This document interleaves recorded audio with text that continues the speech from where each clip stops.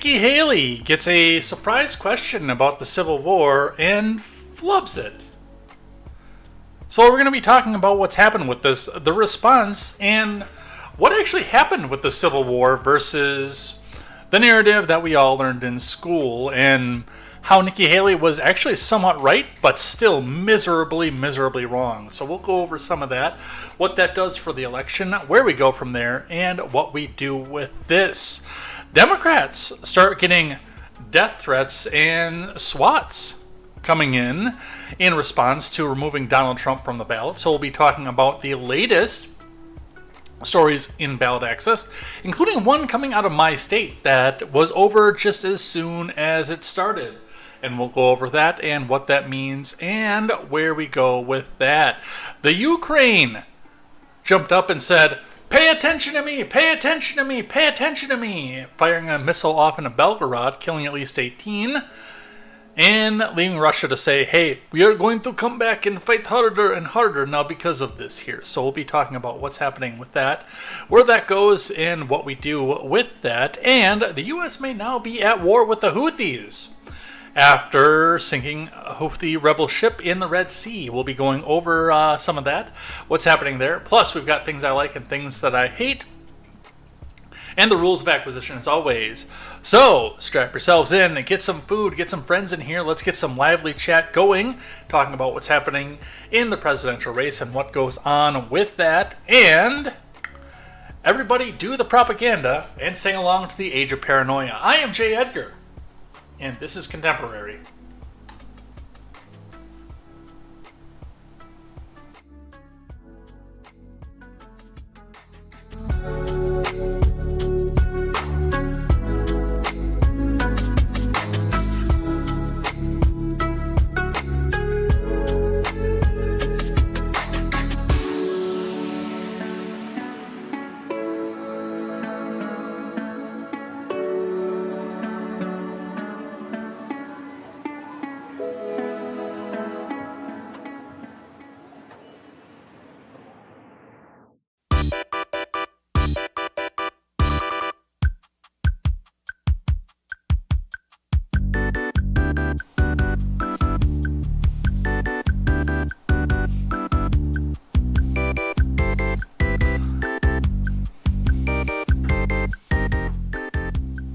Listen to that bass line. Don't you love that? DJ Cutman does really good bass lines, and I'm really glad that some of these songs are on the no copyright list because I can use them on YouTube. Isn't that awesome? I did, when we were doing the Christmas music, I did get pops.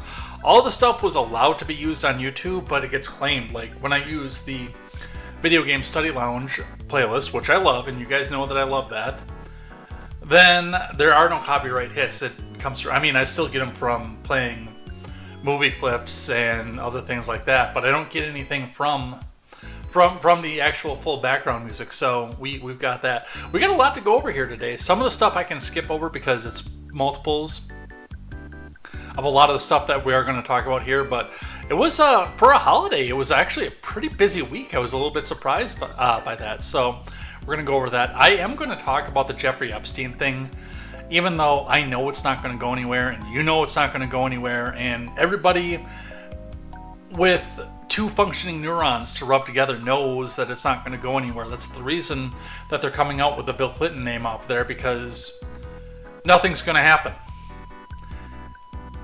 He's going to come in and say, I can't go to prison for that anyway, because you can't lock up my Secret Service, and it's all so long ago anyway, and hey, I know state secrets. But he can't run again, so that's part of the reason that name is getting leaked out. We're going to talk about that. We'll talk about what's happening over on the other side of the world, both in the Middle East and in the Ukraine. Some of the things that are happening with that, including an oil jump that's supposed to be coming in the very near future, another Palestinian protest, a lot of election news. Just a lot to go over here today, so we'll start with that. Luckily, we can spend a little bit of time on the news today. Well, we're going to spend a lot of time on the news today, but we don't have to go running and scurrying off to things I like, things that I hate, because I actually do have a fairly short segment for that today. Usually, I fill it up and I rail on everything that I hate for so long that we've got to stop a half an hour before the end of the show just to get to that. Well, we don't have to do that today because I got a short one here today. But it's going to be all this and more over here on Contemporary. So get yourself some snacks. Do feel free, by the way, to chat in the live chats in all the platforms. In between topics, I go through them, and sometimes live as you're going. And hey, when the Mogwai is here, sometimes I even bust out laughing in the middle of a sentence because he can get me. Mogwai can get me. I love having Mogwai here every week because he can get me. He can catch me off guard in some of the best ways. But anyway, let's get into the news and let's get started today. You gotta set this up. Oh, this is the one I want. All right, let's get my face off the screen because you don't need to see me twice. And let's get started.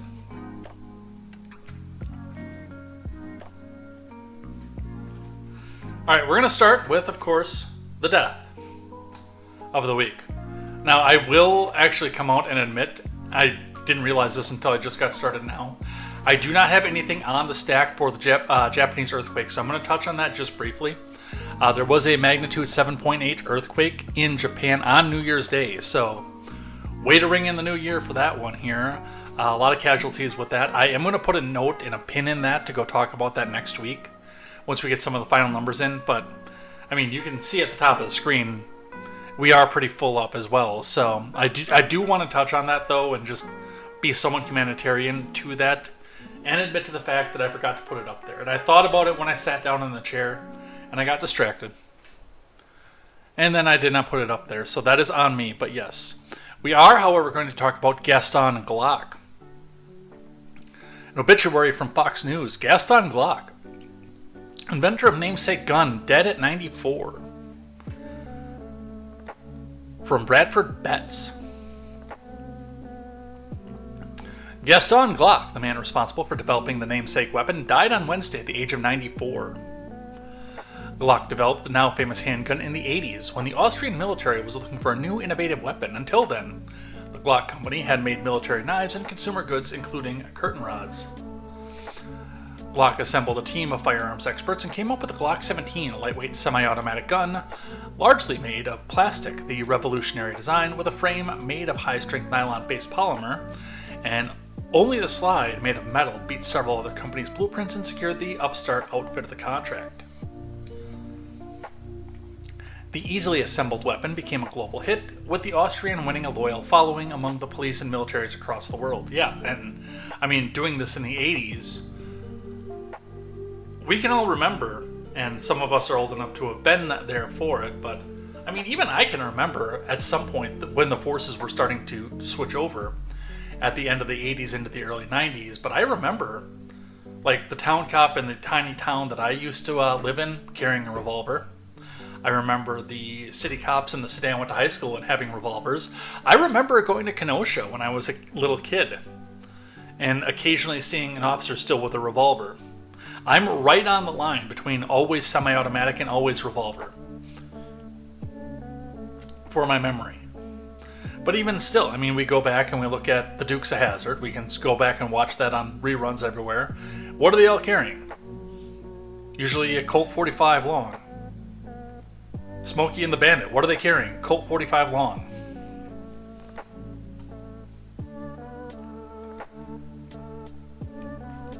The Glock has been referenced in numerous films and rap songs, including Snoop Dogg's Protocol and Wu-Tang Clan's Da Glock. U.S. soldiers found toppled Iraqi President Saddam Hussein hiding with a Glock in a hole in the ground in 2003. They later presented the weapon to W,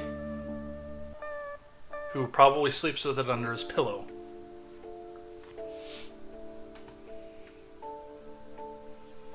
Was this a 23 or a 24?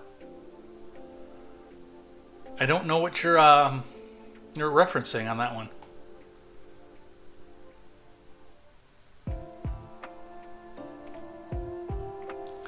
Glock faced criticism from gun control advocates who complained that he popularized powerful guns and made them easy to conceal and hold more ammunition, as opposed to every .357 Saturday Night Special that you could get in the 60s and 70s with a snub nose. Whoops. That was this long. Glock himself was reclusive, rarely granting interviews, and shunned public debate. In 2000, he refused to join other weapons manufacturers in signing a voluntary gun control deal with the United States. At the age of 70, he survived an attempt on his life when an investment broker who had managed his assets hired a former wrestler to attack him with a rubber hammer, a court heard.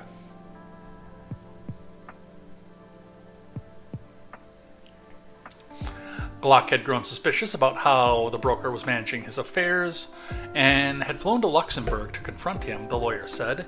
He suffered 7 blows to the head but fended off the assault. The broker, Charles Ewert, and the attacker, Jacques Pecheur, were both jailed. His 49-year-old marriage with Helga Glock ended in divorce in 2011, and the pair embarked on a lengthy legal battle over alimony. Soon after, he married his second wife, Catherine, more than 50 years his junior. I don't think anybody is surprised by that. He owned a lakefront mansion and a state-of-the-art equestrian sports center in the province of Carinthia, where celebrities showed up for parties. He is survived by a wife, a daughter, and 2 sons. So, the legend himself, and, they always say, build a better mousetrap and the world will be the path to your door. Well, build a better self-defense weapon and the world will be the path to your door. And I mean, this is one of the standards of self-defense. The Smith & Wesson that I have is modeled after the Glock. It's not actually a Glock, but it's modeled after that. And, I mean, you go 1911, you start to lose your ability to carry. But this is, it's a compact design. It's easy to conceal. It's easy to be there if you need it in case of emergency. And yes, there are other problems that go along with easy to conceal as well. And it's caused some problems throughout general society before we started to have a lot of the open carry and concealed carry laws that we had, where people will just conceal illegally and then, do their business with it. But the Glock company did revolutionize self-defense. It revolutionized policing. It revolutionized a lot. And Gaston, the father of all of that, has left us. Dude is apparently tough as nails, 70 years old, and took 7 blows to the head with a rubber hammer. Not many people walk away from that. Godspeed, Gaston Glock. May your namesake ever live on in infamy. The Mogwai says, at war with the Whovilles. Whoville has a navy. They're really wanting to make sure the Grinch doesn't fuck with them. Speaking of no copyright, I can't wait for Mickey Mouse horror films with Steamboat Willie in public domain. Yeah, I didn't put that one on here. Partially because we did talk about this when the issue first came up. And yes, as I mentioned at that time too, and that was in things that I like. You can't just take a likeness now of full-on Mickey Mouse from the Magic Kingdom, because that is still copyrighted. That's a later original creation based upon the Mickey Mouse character, but it's not officially the same as Steamboat Willie. But yes, the stuff for Steamboat Willie is now public domain, and well, I've seen that there's already some stuff that got released. Like, there were people that probably drew it up and waited until the stroke of midnight this past Sunday, going into Monday, to get ready to release it.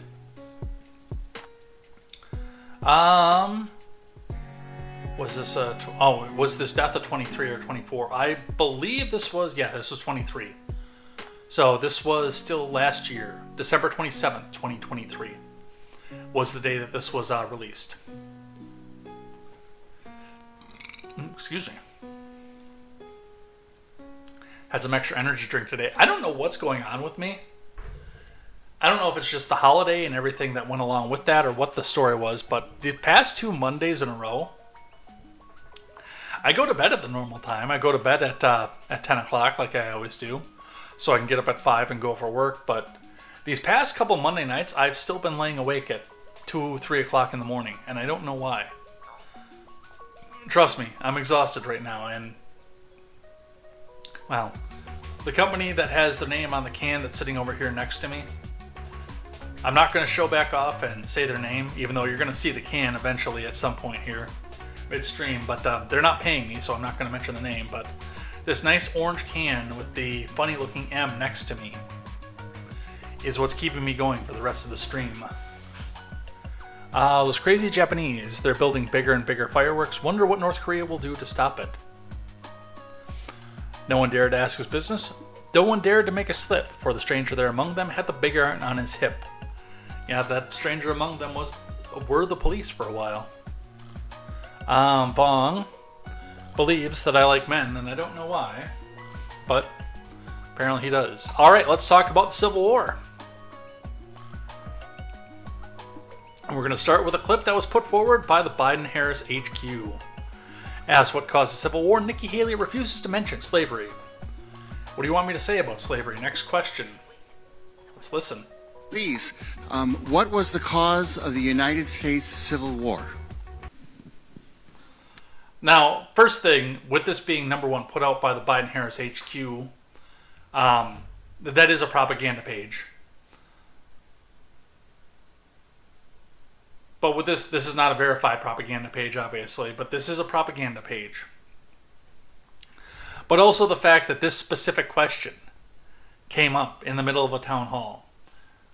There are people that are coming out and saying this was a Biden-Harris plant, and I believe them. I think that this was somebody that Biden and Harris put up there to bring the slavery question back to the forefront, especially with a Southern candidate. Let's keep listening.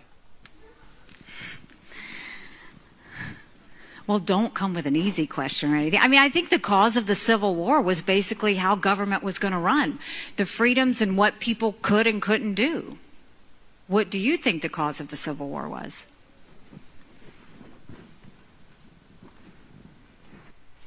Don't ask a question back to the person who asked the question. That shows weakness. I'm sorry? I'm not running for president. I wanted to see your view on the cause of the Civil War. Why? I mean, I think it always comes down to the role of government. Why is the cause of the Civil War an important thing right now? 160 years after the Civil War. We need to have capitalism. We need to have economic freedom. We need to make sure that we do all things so that individuals have the liberties so that they can have freedom of speech, freedom of religion, freedom to do or be anything they want to be without government getting in the way. Thank you. And then in the year 2023, it's astonishing to me that you answer that question without mentioning the word slavery. What do you want me to say about slavery? You answered my question. Thank you. Next question. This was an insanely weak showing by Nikki Haley, and she might have, and she's still holding ahead of DeSantis in polls, by the way, in Iowa, but that might be slipping at this point. We haven't seen any new polling since this came out. I'm going to talk a little bit about this right now. Now, nothing that Nikki Haley said is inherently incorrect. The Civil War itself was not fought over slavery. There were some aspects to it, but what you have to understand is Nikki Haley can come back up and pontificate all that she wants. If she's a tenured, I don't know, Mogwai, you're from South Carolina. What's the big university in South Carolina? If she's a tenured professor at whatever the university is down there, whatever the big private one is it Gonzaga, I think, in South Carolina? But regardless, yes, there is nothing that Nikki Haley said that was wrong. What the Civil War was fought over was, there were a couple of different things that went on there, and she, of course, went back and blamed the government that she's running for the presidency of said government. So that is major problem number one. But major problem number two with this is the vast majority, you're running for president for everybody. You're not running for president just for enlightened intellectuals who have spent their lives studying history and trying to make sure that the little people only see one side of it. Or people who are apologists for the South, who accurately see what actually happened with the Civil War. You're not running for president just for those people. You are running for the president of all the people, including every single person who sat in a government school with a teachers union teacher and were told that the only reason that there was a civil war was because of slavery.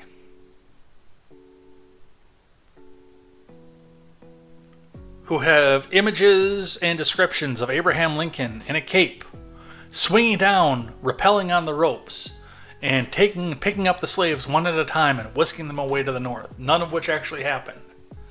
But that's the way that we're expected to believe it out of our history classes. No, the secession did, by the way. And this was one thing that a lot of the right-wingers that argued against this got very, very wrong with this. The secession 100% happened over slavery. Several of the states actually cited that in their declarations of independence from the U.S. government. Mississippi, notably, cited directly slavery. But in doing so, number one, that put a strain on the trade relationships that the North needed to survive, and it also put a very, very big strain on their agricultural economy. And yes, the North was not keen on letting these people go. A lot of the people who were trying to defend the Union in this said, oh, well, Abraham Lincoln was a hero because he didn't want to let the Union crumble apart and these states go away. He wanted to keep the Union up. Well, that's what the Civil War was fought over.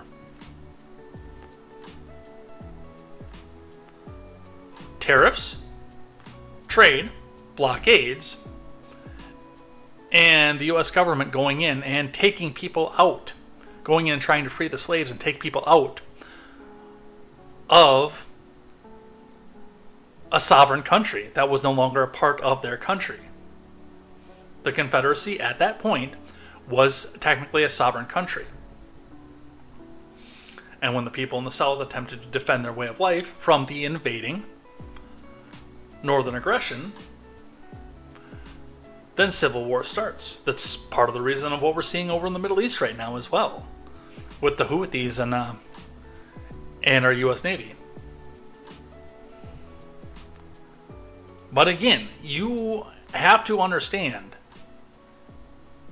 that 95% of the people in this country have had it ingrained in their heads, since usually about the second grade when people start talking about the Civil War, that everything that happened in that section was all about slavery. And you have to understand that you're trying to speak to those people who look at slavery and say that it's bad. So, that was a flop. And it was planted to be a flop too, by the way. Because there was no win for that. You know, for independent voters now, you come back out and say, oh, hey, look, Nikki Haley's pro-slavery because she doesn't think slavery was a problem. And that wasn't what the Civil War was over. And then for Republicans, oh, she just wants more big government and more warmongering.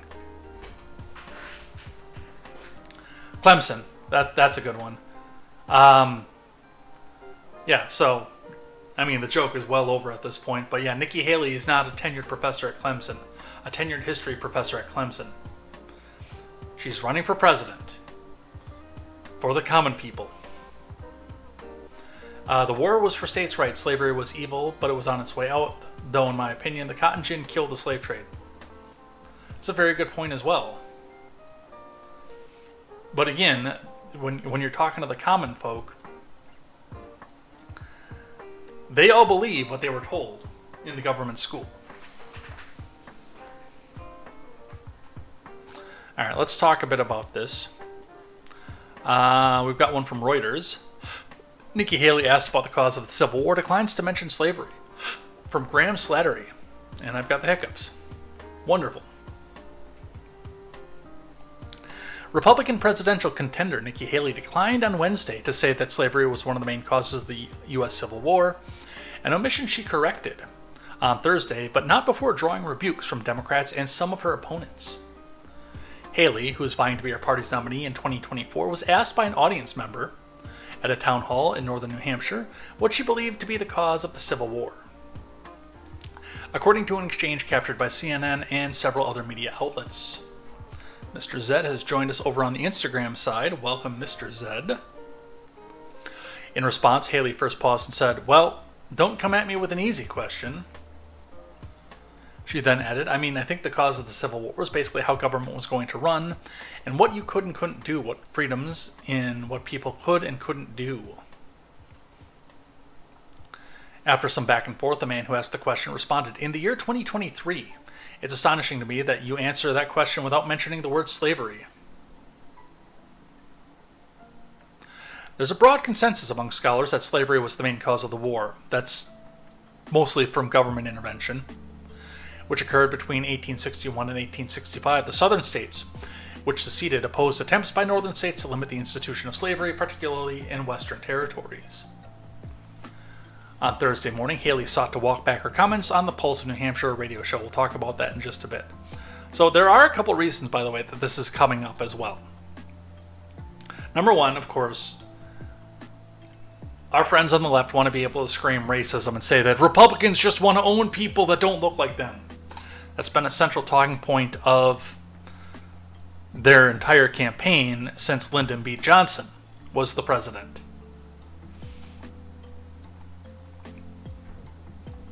But one of the more, I would say, egregious things to talk about with this is trying to conflate the idea of, number one, secession equaling slavery, and also keep in mind people's ideas that secession is always bad. One of the things that I've noticed when this came up is that there is a massive peaceful divorce movement among this country right now. It's one of the driving conversations as we start to see people displeased by what happened with the Biden admin, people who are still completely distrustful of what happened in 2020, honk honk. We can't say it on YouTube, but I'm not going to, because they're going to retroactively enforce the rules when they come back and say you can't say anything bad happened in 2020 again. So I'm going to still say honk honk for that one.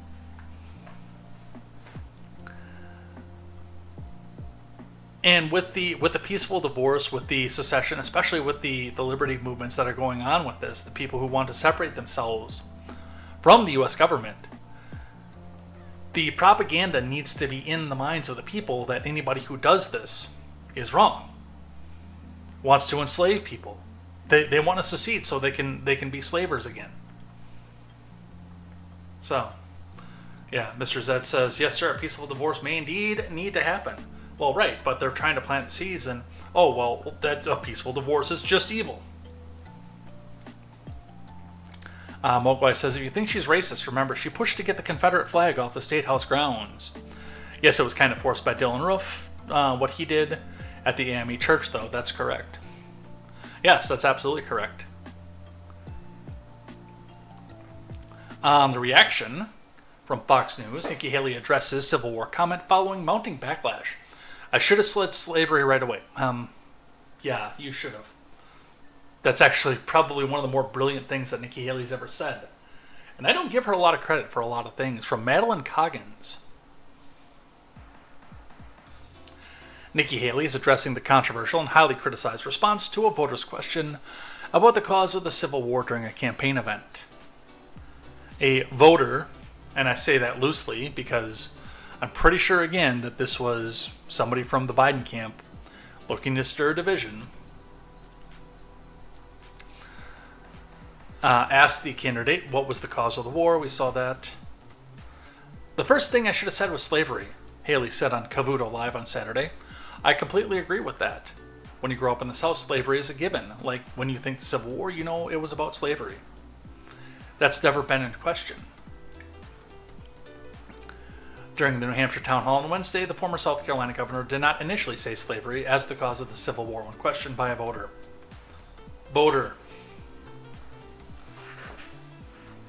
I mean, I think it all comes down to the role of government, she added. We need to have capitalism, we need to have economic freedom, we need to make sure that we do all the things so that individuals have the liberties, so that they can have the freedom of speech, freedom of religion, freedom to do or be anything they want to be, without the government getting in the way. And yes, again, you absolutely should have. You're right. With this happening in New Hampshire, and Haley Moving down into fourth now in New Hampshire, behind Chris Christie of all fucking people. Sununu says Haley's answer on the Civil War was a mistake. From Lawrence Forza. Governor Sununu said on Sunday that the GOP presidential candidate Nikki Haley's failure to mention slavery in her answer was the cause of the Civil War was a mistake. Sununu, who has endorsed Haley in the GOP primary, told CNN's Dana Bash on State of the Union that while Haley's initial answer in the event last week was a mistake, she cleaned up her remarks quickly and made it a non-issue. No, she didn't. Actually, by bending the knee and apologizing, she might have made it worse. Into is here. Hi, Into. Obviously, if something needs to be cleared up a bit, you wish you had said it a little differently the first time, but it was quickly cleared up. Okay. I'm not a presidential advisor, but I understand, number one, the culture war, number two, what weakness looks like, and what I'll say to that is, no. When somebody comes back down and says, oh, you just don't believe in slavery because you want to own people, you don't apologize, you tell them to go and fuck themselves. I mean, we looked at the clip, and that was an incredibly weak showing by Haley. And then on top of that, with her coming back down and saying, "Oh no, I'm sorry, I'm sorry, no, don't hate me. I still think slavery was bad." Then we get down to the point where now, yeah, she looks like she'll take any side on any topic, and doesn't have any morals or principles. Let's talk about CBS here. CBS Boston. Keller at Large, Nikki Haley's Civil War slavery response shows why unscripted campaign events matter. From John Keller. Well, because they could sneak a bunch of gotchas in there. The kerfuffle over presidential candidate Nikki Haley's failure to mention slavery in her response to a voter's question about what caused the Civil War is a good example of why unscripted campaign events matter. They provide voters with at least the hope of more authentic information about a candidate than the usual blizzard of paid ads and staged photo ops. For instance, when 1988 Democratic presidential nominee Mike Dukakis was asked by a debate moderator if he'd want the death penalty for someone who had raped and murdered his wife, his bloodless technocratic answer cued voters into a meaningful fact about Dukakis. His intelligence grasp of policy didn't always translate into empathic connections with the people behind the statistics.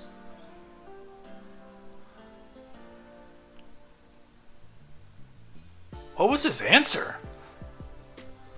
I don't remember. Well, in 88, I was busy being 4.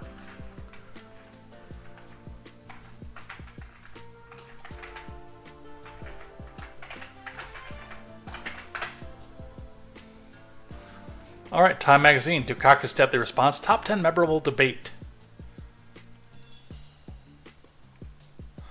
Mass Governor Mike Dukakis. Let's bring this over here where you guys can see it.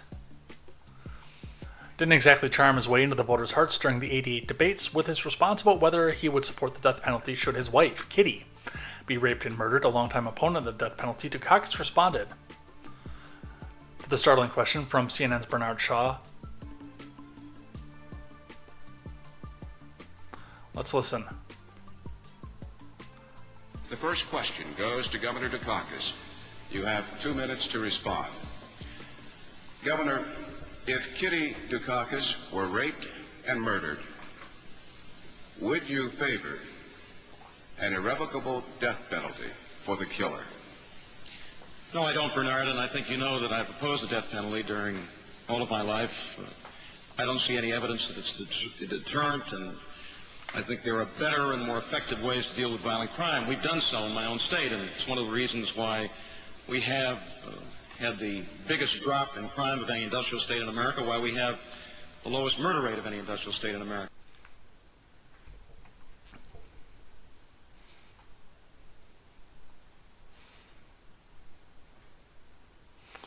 Yeah, I can see where that was dismissive, and that was a problem. Like, I'll be right off the bat. I've never been married, so I don't understand the marriageable avenue of things. I don't know if that makes sense, and of course I don't have kids, so I don't understand the parental response to any of that. But I can tell you right off the bat, when my second fiance was in Germany and was grabbed by somebody on a train station and told me about it later, I was ready to get on a plane and go execute the death penalty in a foreign nation and cause a diplomatic nightmare for, well, it was Bush at the time.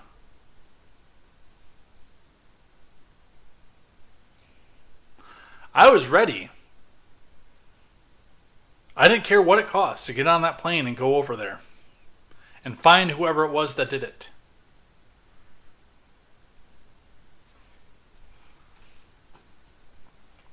So yes, I can see where they're saying completely dismissive and, well, really a problem. I honestly thought it was going to go the other way and says, no, I would sit there and torture somebody who murdered and raped my wife. Which, not going to lie, I probably would say that on a debate stage. Haley's answer was since modified to include an explicit acknowledgement of slavery's key role in the war. Wasn't wrong. As a discussion of the question on the PBS website puts it, a common explanation is that the Civil War was fought over the moral issue of slavery. In fact, it was the economics of slavery and the political control of that system that was central to the conflict. No, it was the economic control of the northern states and several blockades that were done by the Southern Navy. So,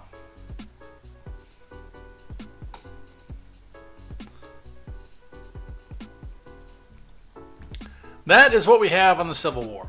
That was a big problem, and I think that is going to, at some point, drop Haley in the polls. Let's talk about ballot access. Let's see. Mogwai says, Linda Graham has been in Washington for like 20 years by flip-flopping on issues. That's a fair point. I will give point Mogwai for that one. That is an absolutely fair assessment of Lindsey Graham's entire career. And then on that completely weak tea response, I can't figure out why Reagan beat him like a Turkish rug. All right, let's keep going. Let me get the Rumble chat back up over here. But we got to go talk about ballot access now. Excuse me.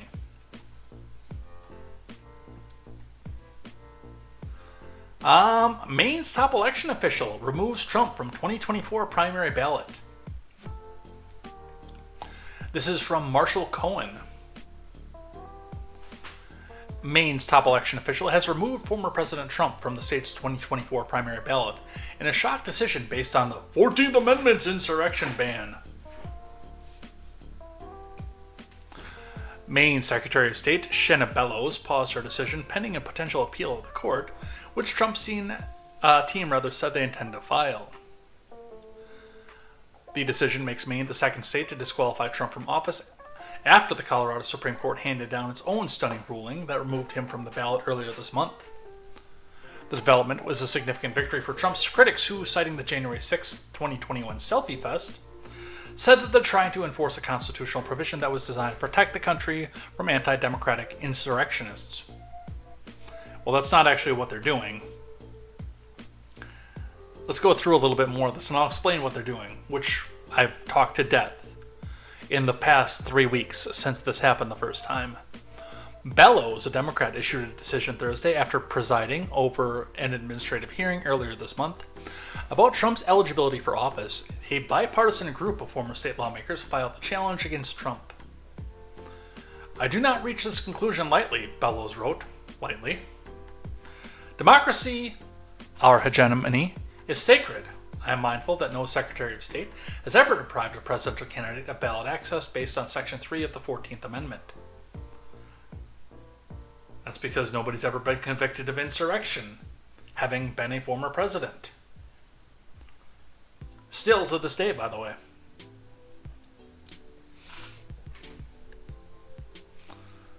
I'm also mindful, however, that no presidential candidate has ever before engaged in an insurrection. And that still holds true, by the way.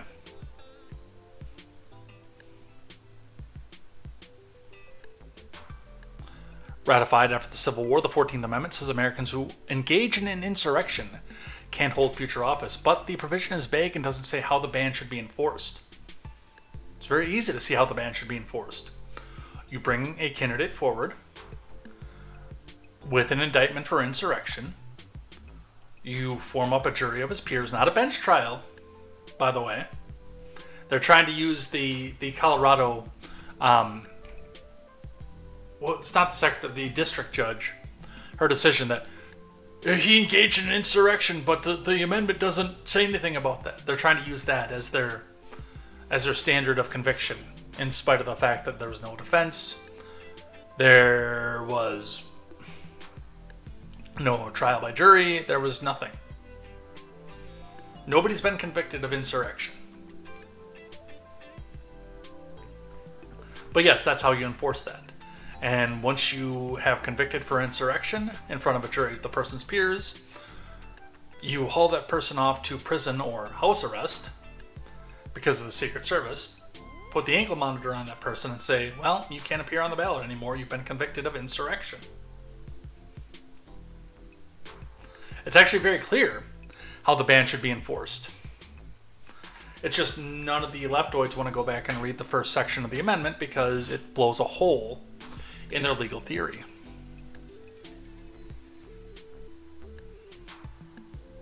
Most legal experts believe the U.S. Supreme Court will settle the issue for the entire country. Still, the main decision builds on the momentum that Trump's critics have claimed after the Colorado ruling. Before Colorado, several other states like Michigan and Minnesota rejected similar efforts, and California's Secretary of State released a certified list of candidates Thursday that included the former president, rebuffing calls from some Democratic officials to unilaterally remove Trump's name.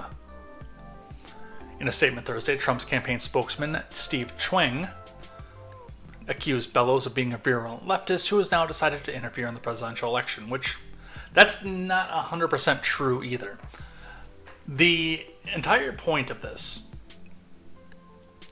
there's a strategy for why they're doing this. And it really has nothing to do with Trump being on the ballot. I figured that out almost immediately. What's going on with this? What's happening with this? It's been an argument that they've had since, well, let's face it, since the first grumblings of the fact that this was an insurrection. And the first time Biden set foot out there. Hell, it goes as far as to look at what happened with the fact that they got Amy Coney Barrett onto the court. The point of this is to get a case involving Donald Trump in front of a Supreme Court who is going to look at this open and shut and say, you have no conviction, you have no case. That's the Fifth Amendment at work, and we will rule on the originalism. But it will be a 6-3 decision. With the point being that now if he stands and gets this decision handed down from 3 Trump-appointed justices, now we have the constitutional crisis. Now we have the corrupted Supreme Court. Now we have to go back and pack the court because it can't be trusted because they only ruled in favor of their Führer, which is something they've been accusing that Supreme Court of doing since we started getting the election cases coming down from 2020, where nothing bad happened, honk honk, and nothing had any standing, and all the Supreme Court threw the cases out. They were hoping that they could say that it was compromised then, but they didn't do his bidding. And they've been trying to get a case out there where the Supreme Court would be forced to, by the Fifth Amendment, do Trump's bidding and let him be back on the ballot so they can come back and, for the rest of 2024, scream and wail and gnash their teeth and say, it's a compromised Supreme Court, we have to pack it! We need 4 more Democrat-appointed justices. It's the only way it's going to be fair. That's what they're doing. They don't give a, and Bogo said that too, they don't give a flying absolute fuck about whether a Republican appears on a ballot in a D+13 state.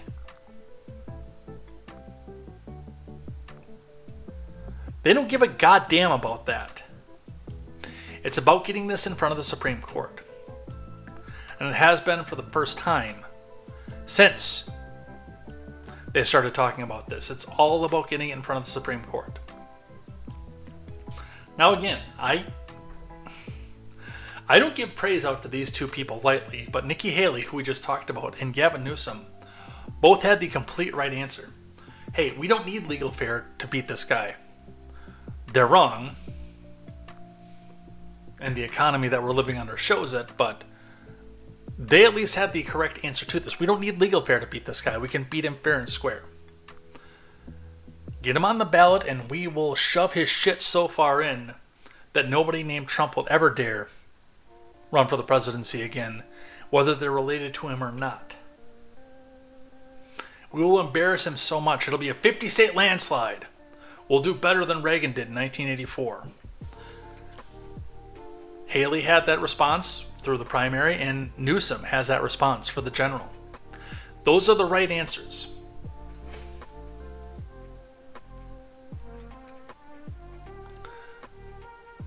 But he has been, temporarily, there's a stay on it, but removed for now from the main ballot. Let's see. Alina Haba says main ballot move shows people are scared of Trump. No, they're not. No, they're not. They want this to happen exactly how this is happening, so they can get the blue bent back on the Supreme Court. Alina Haba, Trump's lawyer, said that the Maine Secretary of State's decision to block the former president from the 24 ballot is made because she was afraid. Haba said that Shenna Bellows has denied Americans their right of choice in an election. That's actually true.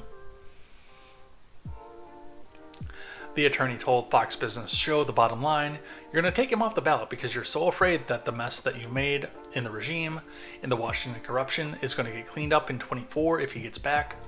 Newsweek contacted Bellows and a Trump spokesperson for comment on Saturday. No, that has nothing to do with any of this, by the way.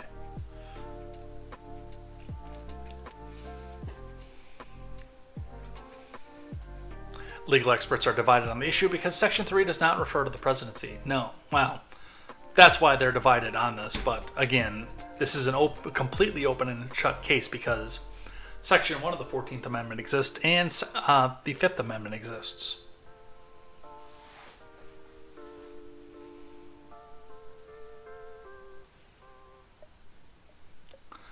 Let's see. And what happened shortly after that? Maine state official who removed Trump from the ballot was targeted in swatting call at her home. Oh, I'm sure she was. I'm sure that she just happened to be right there with a SWAT call right away on this after several Republicans were targeted for this. Now, benefit of the doubt, of course. If you did the swatting call or you aren't thinking about doing a swatting call on somebody, regardless of their politics, regardless of the decisions they made, that is wrong. Don't do that. That is bad. That is wrong. I officially condemn all swatting attacks, no matter where the political bent goes on any of that. That is attempted murder. That is wrong. That is bad. Don't do that. No. No. Bad.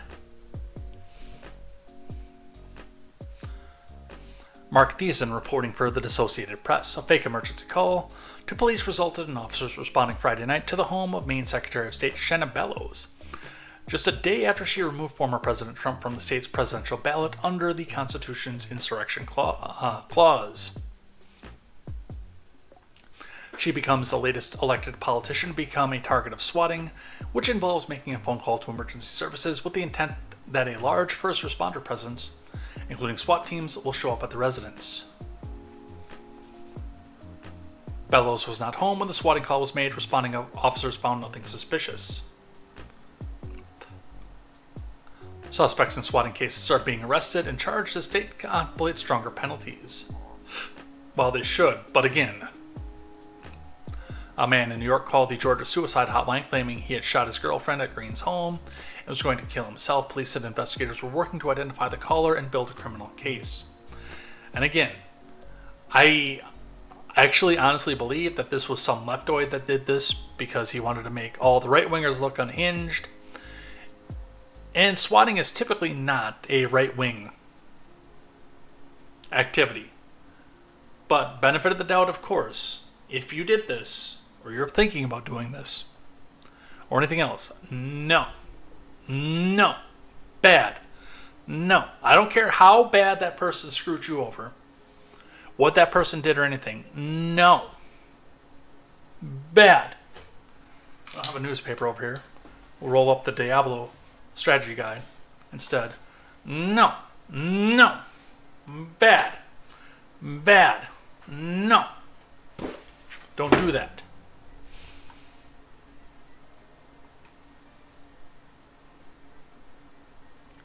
And in Colorado as well. Colorado Secretary of State receives death threats. I will not be intimidated. Well, tell your people to stop sending you death threats then. Mogul said, it's amazing in 2024 we have to say don't swat somebody. The same people that think it's a good idea are the ones who would phone in bomb threats to get out of a test in first period Spanish. It's a fair point, and we had quite a bit of that in my high school. And it actually wound up being somebody who had graduated a couple years before. Tara Suter reporting. Colorado Secretary of State Jenna Griswold said she received death threats in the wake of the lawsuit that was filed in her state that eventually led to former President Trump being kicked off the ballot in her state. Within 3 weeks of the lawsuit being filed, I received 64 death threats. I stopped counting after that, Griswold said on X on Saturday, the platform formerly known as Twitter. I will not be intimidated. Democracy and peace will triumph over tyranny and violence. And I will make sure that democracy and peace triumph over tyranny and violence by being tyrannical. And if somebody sidesteps what I want to do, and violent. Griswold also linked to a HuffPo article last week, which she discussed her fears about violence on behalf of the former president. In the article, she also noted that it wasn't her that filed the suit, but a watchdog organization named Citizens for Responsibility and Ethics in Washington.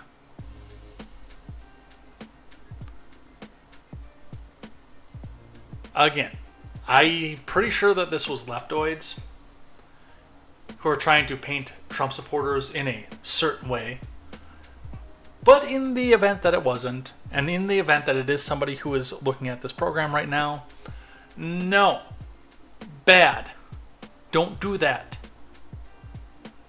That is bad. That's their tactic. That's what they do. Don't do that. That's wrong.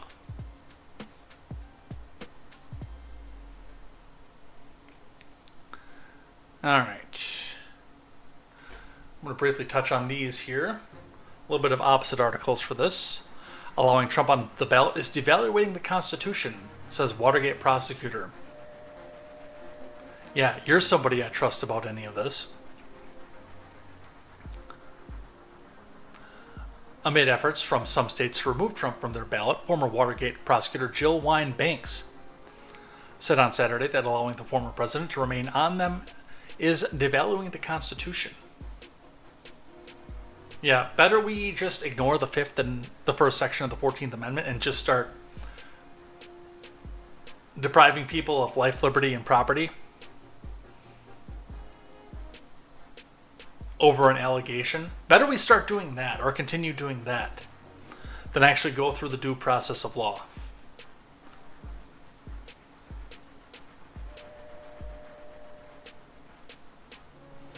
During a Saturday interview on MSDNC Velshi, Winebanks, a legal analyst for the network, was asked by fill-in host Charles Coleman Jr. if failing to remove Trump from the ballot devalues the Constitution. Maine has a very different law than Colorado. Colorado has a law that allows a voter, to bring a challenge and take it to court.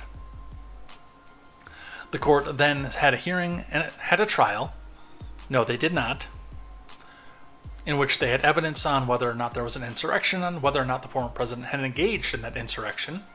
But that wasn't a trial because there was no jury, and the Trump camp and Trump himself didn't have a chance to defend themselves.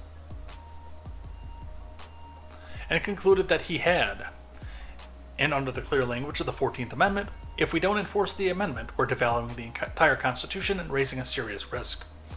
Again, never mind the due process of law.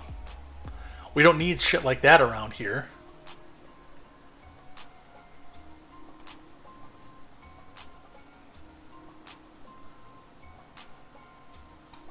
And on the other side, from Politico magazine, the opposite of politics, a conservative legal scholar says kicking Trump off the ballot is unassailable.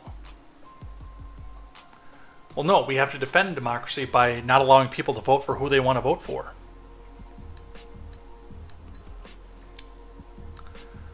Let's see.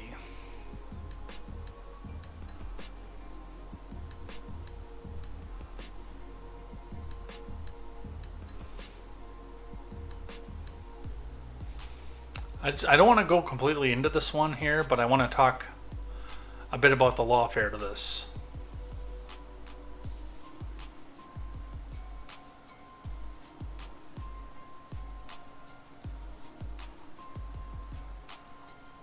Okay, this is an interview between Michael Ludwig and Lawrence Tribe.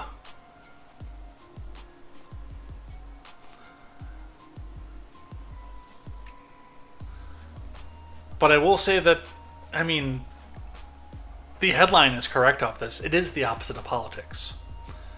But maybe, and I didn't pre-read this article, I'll completely admit to that. But maybe not in the way that they're thinking. It's the opposite of politics. Because it is the elite making the decision. Hey, here's puppet candidate 1 and puppet candidate 2. You can only vote for these two candidates here. You can't vote for anybody else, even the person that you want. So we're going to put these people in front of you. We could go full South Park on this one. A giant douche and a turd sandwich. Here are these two people that you can go on and vote for, and nobody else.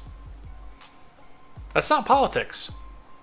They've chosen who they want to run, and anybody who tries to get in on that and gains traction will get the full Trump treatment. Constitution, oh, the document that means nothing to either side of the House. Both parties bring up and use the Constitution when it suits their own needs. They use it like a section of the buffet at the Golden Corral. You know what I like to say about that particular issue? It's like leftoids and evangelocons who both use the Bible and twist it for their own personal needs. And in almost all cases, both sides haven't read the whole thing the whole way through. They know a couple of verses that the pastor said and can use that to justify any position that they want. All right, in my neck of the woods, from the Milwaukee Journal-Sentinel, Minocqua Brewing owner petitions to bar Trump from Wisconsin presidential ballot. Jesse Opion reporting.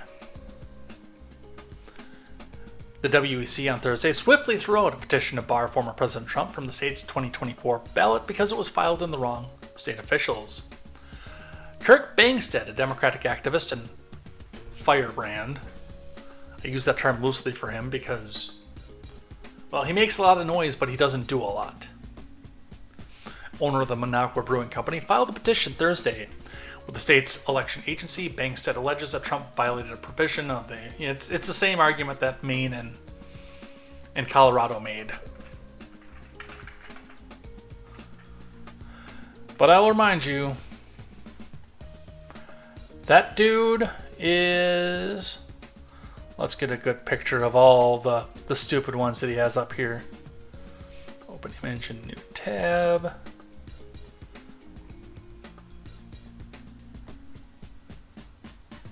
That's this dude. The dude that put these wonderful choices of beers out there. Like 3 flavors of choice. With a female symbol on them.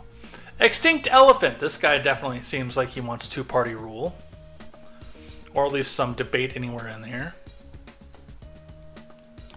Tammy Shandy rather, for Tammy Baldwin, Eversale, Tony Evers obviously, AOCIPA, because why not? Bernie Brew, Kamala, and Biden beer plus Mandela Mash. Yeah, it's this dude. But that got thrown out almost immediately because, well, part of it was because he filed it in the wrong place, but part of it is that there is no standing. Donald Trump has never been convicted of insurrection.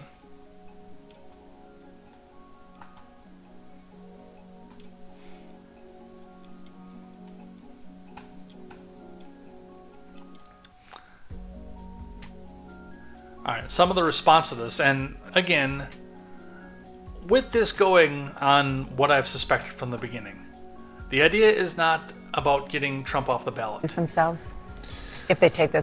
Shut up for a sec. It's not about getting Trump off the ballot in a D+13 state.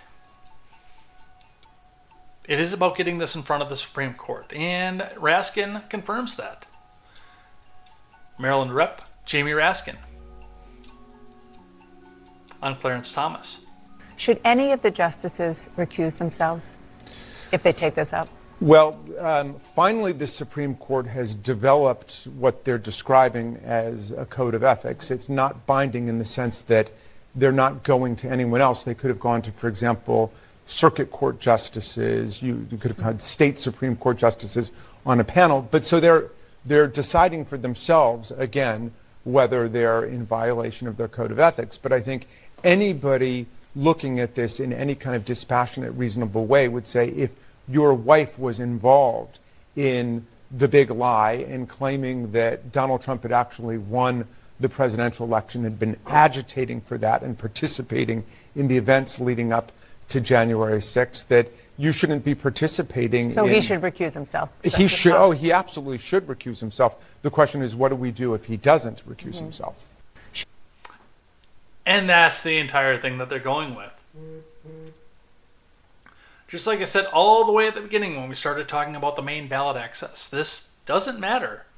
They don't care if Trump is on the ballot in Maine. They care about whether or not Clarence Thomas will get back on the plantation and rule the way that they want to. Or whether Amy Coney Barrett and Brett Kavanaugh and Neil Gorsuch will recuse themselves. Giving it to 3-1 advantage, by the way. Stacking the odds in their favor. And opening up the door, by the way, to prosecute people without having a due process. It's an interesting and a dangerous time that we're living in.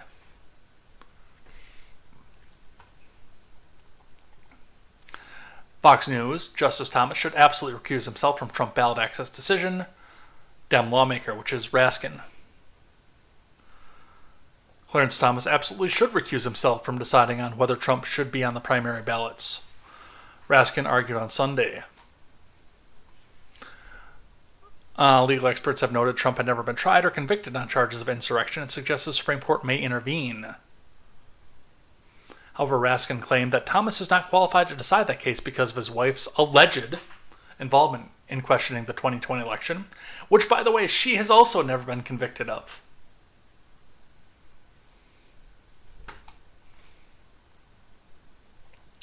I think anyone looking at this in any kind of dispassionate, reasonable way would say if your wife was involved in the big lie and claiming Trump had actually won the presidential election and has been agitating for that and participating in the events leading up to January 6th, then you shouldn't be participating, Raskin said on CNN's State of the Union. That's perfectly fine and logical. Now bring a claim and an indictment and a conviction down, and we'll get Thomas off of there. Convict Ginny Thomas, and Clarence Thomas will be recused. Oh, you can't convict Ginny Thomas because you don't have any evidence?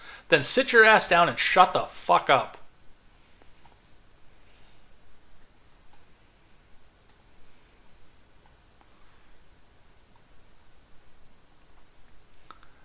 All right. Let's do our foreign news. We got some time left here. I don't know if we're going to get through the entire stack again, but we've got a bunch of foreign stuff to talk about. From CNN.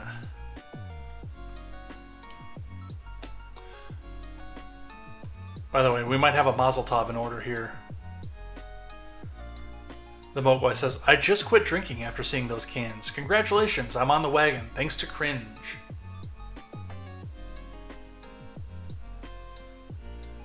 Well, I'm happy for you. That just makes me want to drink more, but not beer. Liquor.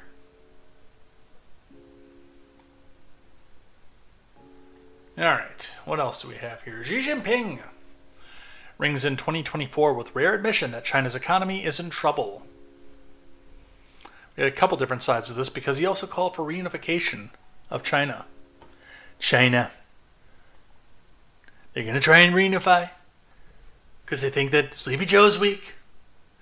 The only way to save that is to make me your favorite president into the president so I can stop all this. Laura He and Simone McCarthy reporting. Well, there's an emote. You're on the Twitch side. There's an emote for that.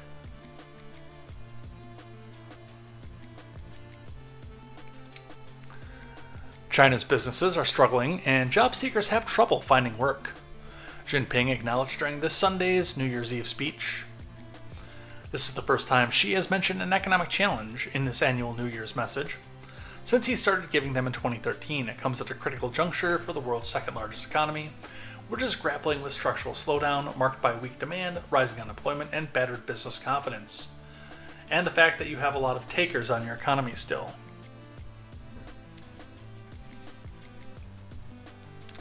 Acknowledging the headwinds facing the country, Xi admitted that in a televised speech, some enterprises have tough time. Some people have difficulty finding jobs and meeting basic needs. All these remain on my forefront of mind. We consolidate and strengthen the momentum of economic recovery.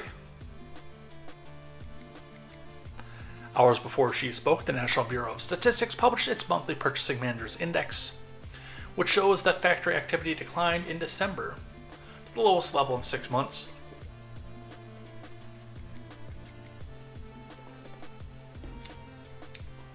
The official manufacturing PMI dropped 49 last month, down from 49.4 in November, according to the statement from the NBS. A PMI reading above 50 indicates expansion, while any reading below that represents a contraction. December also marked the third straight month the manufacturing PMI has contracted. But don't worry, economically everything is fine. Those American consumers are still buying. It's just, it's something else that's causing China. Just don't worry about it. Everybody's flush with cash over here. But he also talked about Taiwan in the same speech. China's Xi Jinping says Taiwan will surely be reunified in year-end address. Anders Hagstrom reporting. Chinese leader Xi Jinping promised the reunification of Taiwan with mainland China during his year-end address. Tensions between China and Taiwan remain high, and Taiwanese voters are set to participate on the island's elections on January 13th. Xi has repeatedly affirmed China's stance that Taiwan is part of China and must be reunified by force if necessary. Well, technically you're true. Technically that's right. Just not the direction that you think that it is. The legitimate government of China escaped to Taiwan in the events of Mao being elected in the Maoist Revolution. They escaped to Taiwan and set up their own government, and since they are the legitimate government of China still, that means that Xi Jinping's land is technically West Taiwan. All Chinese on both sides of the Taiwan Strait should be bound by a common sense of purpose to share the glory and rejuvenation of the Chinese nation, Xi said in Sunday's address. The motherland will surely be reunified, he added. Well,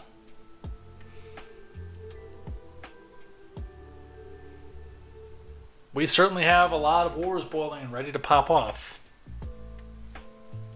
That's for sure. Yeah, I love West Taiwanese food. Actually, I'm thinking about going and getting some of that after stream. I gotta go all the way to the south side of town to get it, but I'm thinking about going and getting some. What's your favorite West Taiwanese dish? If you're watching right now, put it in the chat. And if you're on the YouTube platform, put it in the comments. And if you're on the audio platform, I'm sorry, I actually don't have a way for you to come back and comment live on this.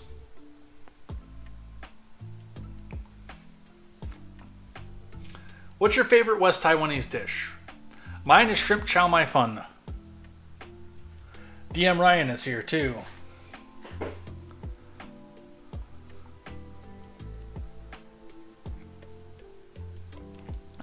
The speech was the second time in a matter of days that Xi addressed the Taiwan issue. Xi also vowed to reunify Taiwan on Tuesday during a symposium in Beijing, commemorating the 130th anniversary of the birth of Mao Zedong, the founding father of Communist China. Panda Express orange chicken. That is a good West Taiwanese dish. I like their orange chicken. It's really good.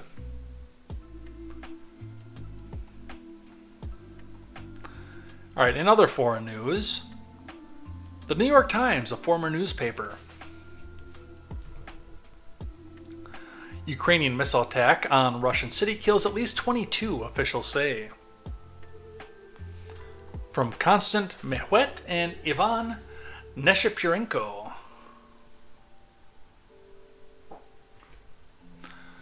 The Russian authorities on Saturday said a Ukrainian attack on the city of Belgorod had killed at least 22 and injured nearly 110 others in what would be the deadliest single assault against a Russian city since the start of the war nearly 2 years ago. I promise we're not playing Final Fantasy X right now. This is what's in the background music. I promise that's not what we're doing right now.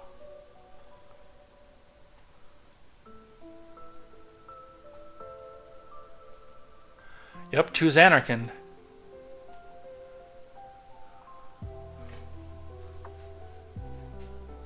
Let's see.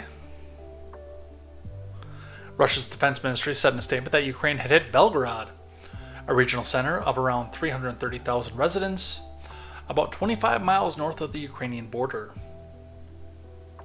It's a little bit smaller than Milwaukee, by the way, which I actually expected there to be a lot more people in Milwaukee than what the official population sign says, but, you know, as a non-Milwaukeean, I also affiliate places like, I keep wanting to say West Salem, but I know that's over here.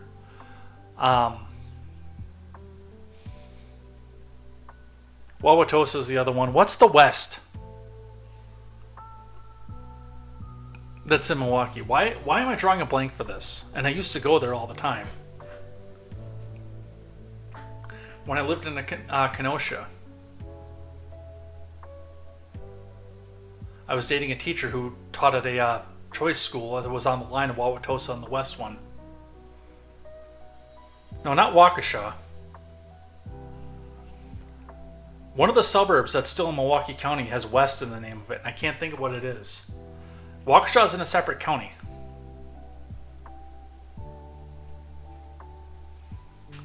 Alright, anyway. 53 years later, and I still feel like I'm 26. Is it your birthday today, DM Ryan? West Allis, that's the one. Yeah, like I consider Wauwatosa, West Allis, and places like that to be still Milwaukee, so that's why I would think that it would actually be bigger than the 400. What the hell is it? Like 440,000 people in Milwaukee proper? At least that's what it was after the 2010 census.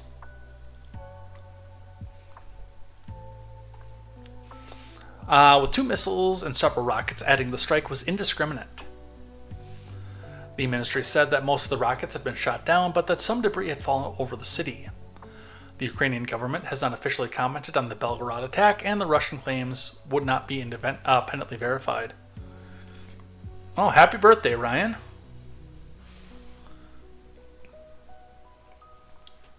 I know a lot of people that are born around this time. One of my friend's birthday is on the 30th, and her oldest son is on the 29th. My sister's birthday is on the 7th. My grandma's birthday is right around this time too. I think it's on the 6th.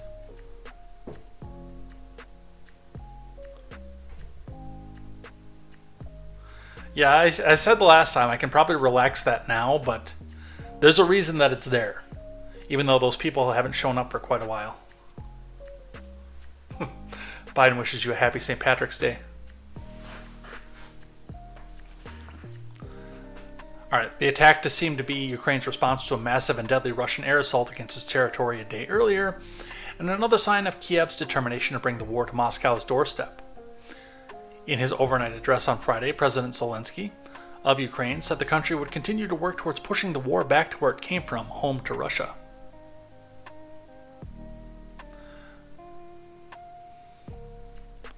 Saturday's attack on Belgorod were quickly followed by what the Ukrainian officials said were several Russian strikes against the Ukrainian city of Kharkiv, about 40 miles from Belgorod, in apparent cross-border retaliation.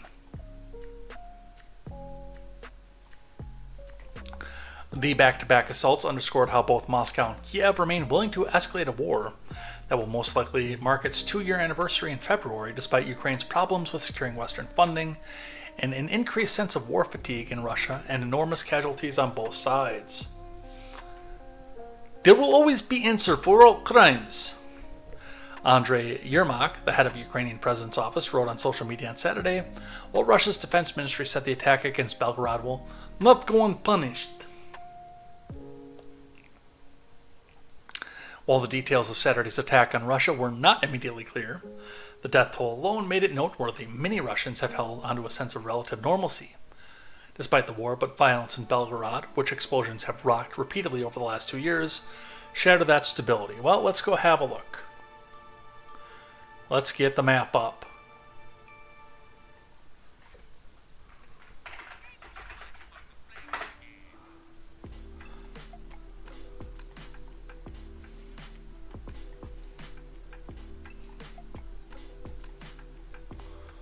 Bring her over here. So here's Belgorod. We stretch that out a little bit. This is just on the outside of the region that's under question right now. The Donbass region over here, stretching from Kharkiv down to Odessa. That's the region that's been in question. So, I mean, it's easy to see where they're hearing explosions in Belgorod to begin with. There probably are in Rosach as well. Also down in Novosibirsk and Rostov-on-Don, places like that, which are close to where the war front is. But we are not seeing major attacks over on Kiev because, again, I still don't believe that Kiev itself and the entire territory of Ukraine was the target. To this day, I believe that the good people of this region said, we do not wish to be part of Ukraine anymore. We want to be an independent country. We are not represented by Kiev and silly actor that is in Kiev. We want to be independent country. And Zelensky said, no, you fuck yourself. You are part of Ukraine. Slava Ukrainia. You have Ukrainian pride. And if you don't, we shoot you. And then they turned around and went over and said, Putin, we like you in this region. Will you help us declare independence? I still say that's what's going on with this. To this day, I think that's what's going on with this.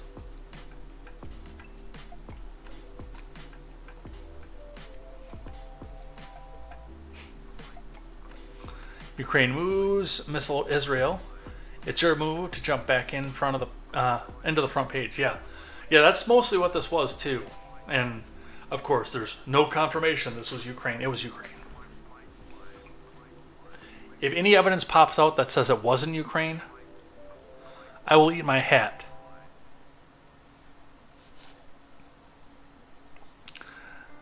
But with what's going on with the funding and the fact that Congress wants to go fund all of its, send all of its funding to Israel and not to the Ukraine anymore, Zelensky has one ploy left to come back out and say, pay attention to me!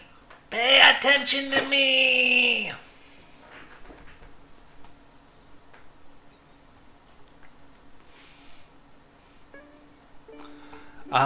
From Reuters, Putin calls Ukrainian attack on Belgorod terrorism, promises more strikes.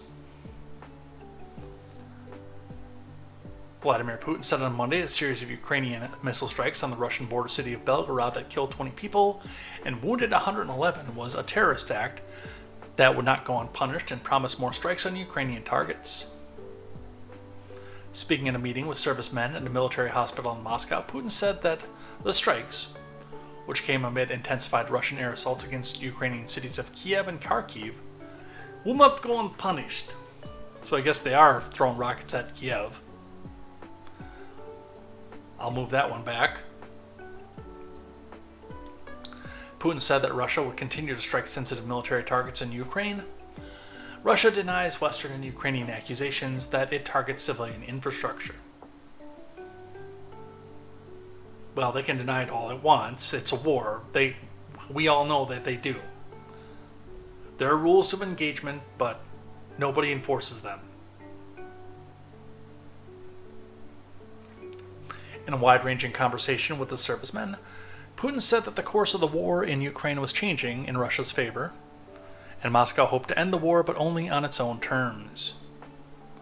Well, I think they both need to sit down and talk it out, but fat chance of that ever happening.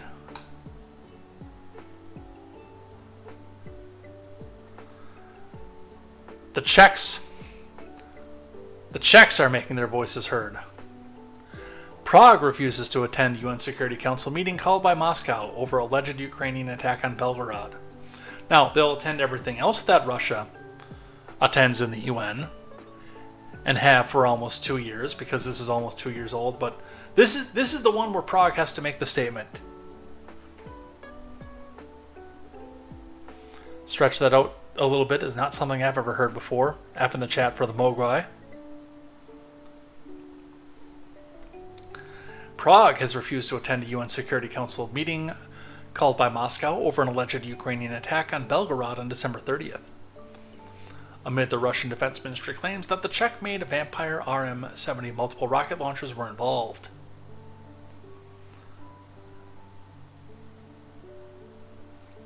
We also insist on presence of Czech PR to UN to explain why these countries' ammunition is being used for killing civilians in Belgorod.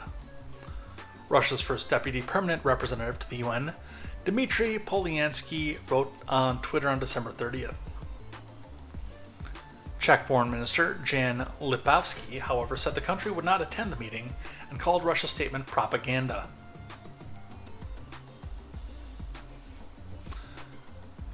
We refuse to be summoned anywhere by Russia, Lipavsky wrote in response. Chechnya will not serve the lie, poison, propaganda by aggressor.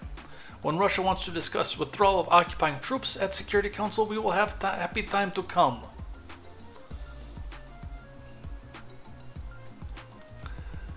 And it's still not going anywhere, you guys. On the financial side, Financial Times reporting, Ukraine warns of pension and salary delays without Western aid.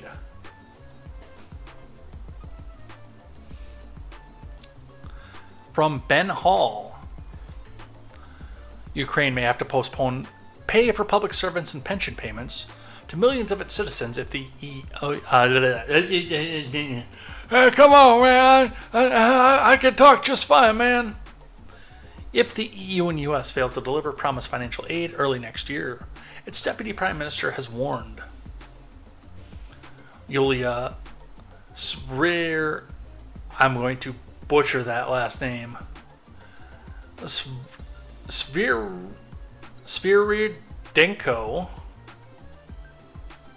Let me guess, that's not the only time that name appears in this article.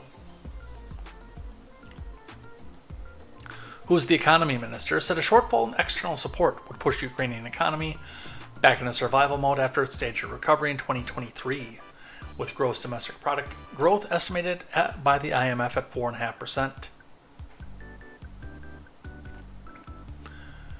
The support of partners is extremely critical. Yulia said, "We need it urgently." Yeah, I'm not going to try that last name again. The Ukrainian government is racing to cobble together money to pay for its public services and benefits after promised funding from its closest allies failed to come through. It needs $37 billion in external support next year. A $60 billion funding request by Biden's admin remains deadlocked in Congress, while a proposed 4-year, €50 billion EU support package was vetoed by Hungary this month. EU leaders will meet again on February 1st to try to overcome Hungary's resistance, but they're also drawing up alternative plans to channel $20 billion to Kiev, circumventing Budapest. Yeah, that's what you need to do, is start an internal war in your own union. And you know, the biggest part of this that I say, and both sides need to swallow their pride and do something about this, but the Ukraine could stop this right now. Start up their manufacturing sector again. They're gonna need some time to rebuild because most of that is in the Donbass region. Or relocated somewhere over closer to the EU, one of the two, and say, "Okay, Vladimir, we will come to the table. Let us discuss best way to do so."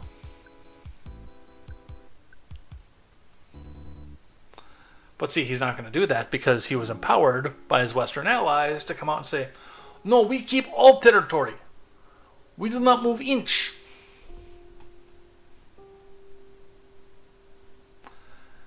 In the Middle East side of things, which it looks like I need to refresh this one.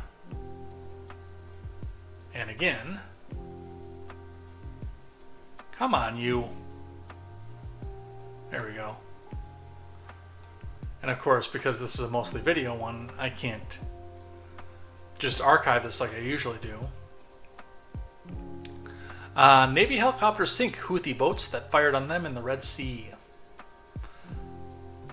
Basically, we're at war with the Houthis now, the Yemeni rebels. Let's listen. Tonight, the most aggressive action yet against the U.S. Navy in the Red Sea since the Israel-Hamas war broke out. The U.S. Defense Department saying 4 boats with Houthi rebels from Yemen firing on U.S. Navy helicopters. Those choppers firing back, sinking 3 of the 4 ships and killing all crew members on board. The 4th boat got away. The incident started when the small boat started firing on the Maersk's Hangzhou vessel. The container ship issuing a distress call and firing back until the Navy arrived. The U.S. Central Command saying the rebels were just feet away from getting on board the merchant ship. The Houthis are an Iranian-backed rebel group which controls large parts of Yemen. How big of a threat are the Houthi rebels? They've been surprisingly large threat. They say they're targeting Israeli shipping or Israel-associated shipping, but in fact, they're going after what really is 12% of all global commercial traffic. Sunday's incident, the first time the U.S. has used deadly force while responding to the recent Houthi attacks in the Red Sea. The latest incident coming 2 weeks after the Defense Department says the USS Carney shot down 14 drones launched from Houthi-controlled areas of Yemen. These waters are one of the busiest shipping routes in the world. Vessels trying to make their way to the Suez Canal in Egypt, which connects to the Mediterranean Sea. But to get there, ships must first pass through the waters off the coast of Yemen. The same area where the U.S. says the Houthis have launched 23 illegal attacks on shipping vessels since November 19th. Megan joins us now. Megan, we're getting reaction from inside Yemen to this incident. Kate, the Houthi media authority tells NBC News that every attack on their forces will be responded to. Kate. Tonight, as Israeli air... All right, so that is definitely something to watch for in the midst of this, because it's, I mean, I've got a clip here later. We've got U.S. politicians that are screaming at war for Iran. And under a tumultuous time with more U.S. naval presence, trying to protect what's coming out of Israel. But we've got these Maersk ships, which are not based out of Israel. They're just headed for the Suez Canal, getting sunk by the same Houthi rebels out of here. And, I mean, it's probably not a stretch to say that we're most likely at war with the Houthis at this point, which realistically is not the first time after we destabilized Yemen the first time, or the second time, I should say. Thanks, Hillary, for that one. Pirates, they're effing pirates. They're not rebels. Don't try to dress them up. They are pirates. Well, they are pirates that come off of a rebellious faction of Yemen in that state's specific civil war, but they are carrying a letter of marque from Iran also, giving them permission to attack their enemy ships, who are Iran's enemies.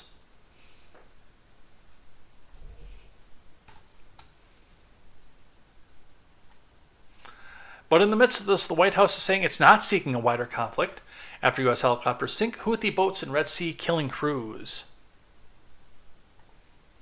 And yet we're going to get to one. They're not seeking it, but they are still going to manage to find it.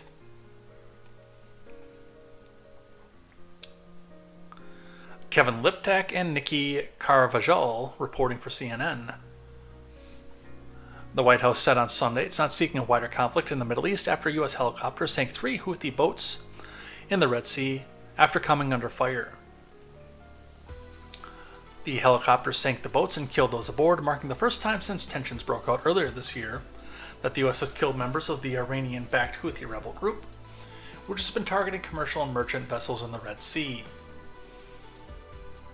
And where the Mogwai says piracy and that they're pirates, that is actually similar to the conflicts that were happening in the Caribbean in the 17th and 18th centuries. Ironically enough, also by pirates who were given permission by the governments of the various controlling factions in the region to sink the boats of their enemies. History may not repeat itself, but it rhymes. The U.S. has avoided directly striking the group inside Yemen, for the first time in 20 years, as it seeks to avoid escalating the crisis further, but a National Security Council spokesman said on Sunday that the U.S. would continue acting in self-defense. We don't seek a conflict wider in the region, and we're not looking for a conflict with the Houthis. The best outcome would be for the Houthis to stop these attacks, as we've made clear over and over again, John Kirby said on ABC.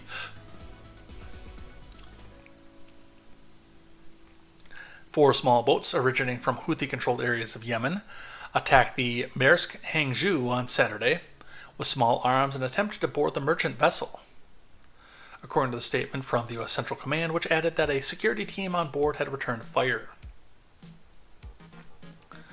Central Command said helicopters from the USS Eisenhower and Gravely responded to Maersk Hangzhou's distress call, and the second in less than 24 hours, and were fired on by the Houthi boats.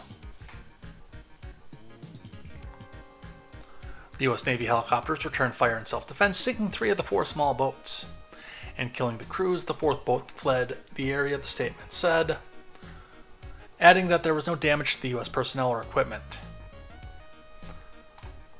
So, yes, they're not seeking the conflict, but weird. We found it. The end game is they're trying to fight on so many fronts that the government will have to reinstate the draft. I don't know that they're looking for the draft specifically. But one thing, when there's combat pay involved, number one, you do raise up your economy, and with all these people that are seeking student loan debt forgiveness,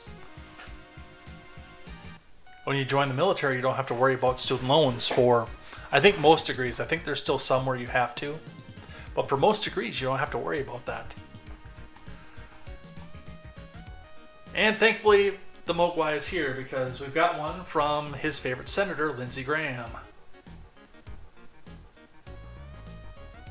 I've been saying for 6 months now, hit Iran. They have oil fields out in the open. They have the Revolutionary Guard headquarters you can see from space. Blow it off the map. I've been saying for 6 months now. He means the more. He doesn't mean the other thing.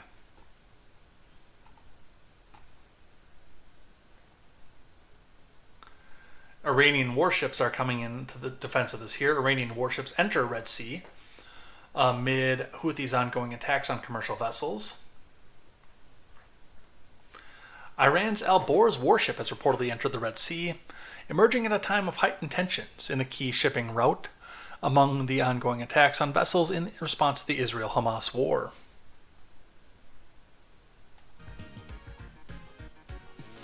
Iran's semi-official Tasnim news agency reported Monday that the vessel had entered the Red Sea through the Bab al-Mandab Strait, though it was unclear precisely when. Watch and see what they do around Israel, by the way, because the Red Sea does go into the southern Judean region.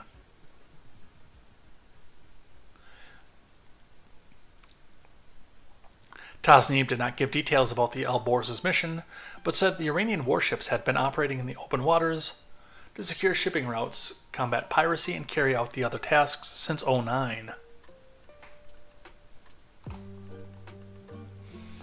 The Alvan-class destroyer had been part of the Iranian Navy's 34th Fleet and patrolled the Gulf of Aden, the north of the Indian Ocean, and the Bab al-Mandab Strait back as far as 2015, according to Iran's Press TV. The news comes as the Gerald Ford strike group, which was moved into the eastern Mediterranean following Hamas's invasion on Israel, is headed back to its home in Norfolk. The Gerald Ford was deployed to the eastern Mediterranean so it could be within striking distance of Israel following the October 7th attacks. Are we going to have another... Are we going to do another Cuban Missile Crisis, except outside of Iran? Maybe. In response to this, oil jumps 1% in the new year after U.S. forces repel Houthis in the Red Sea.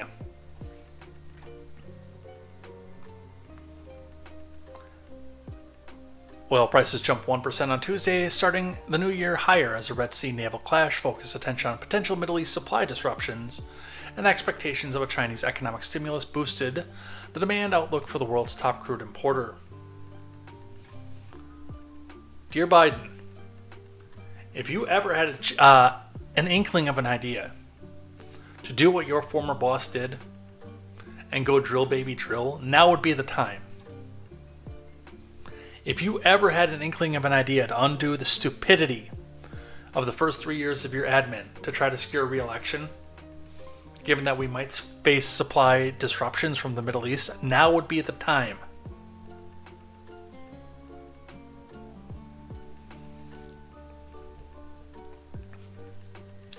Brent crude rose 103 or 1.3% to 78.07 a barrel by 2:25 GMT, while West Texas was at 72.53 a barrel, up 88 cents or 1.2%.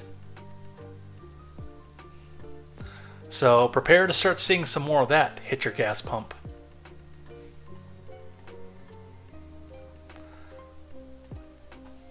That is our foreign news for the day.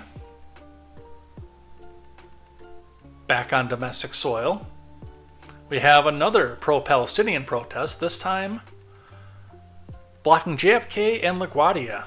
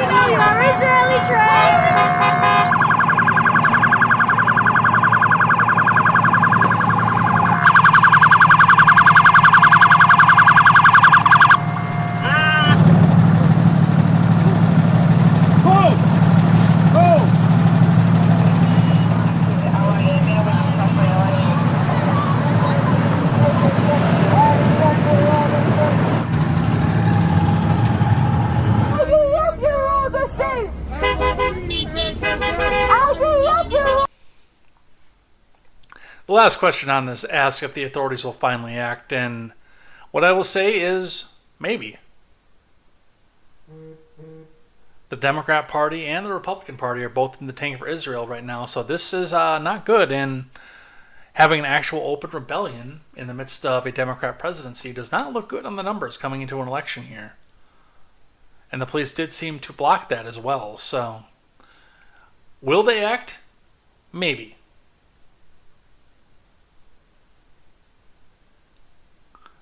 From Fox Business.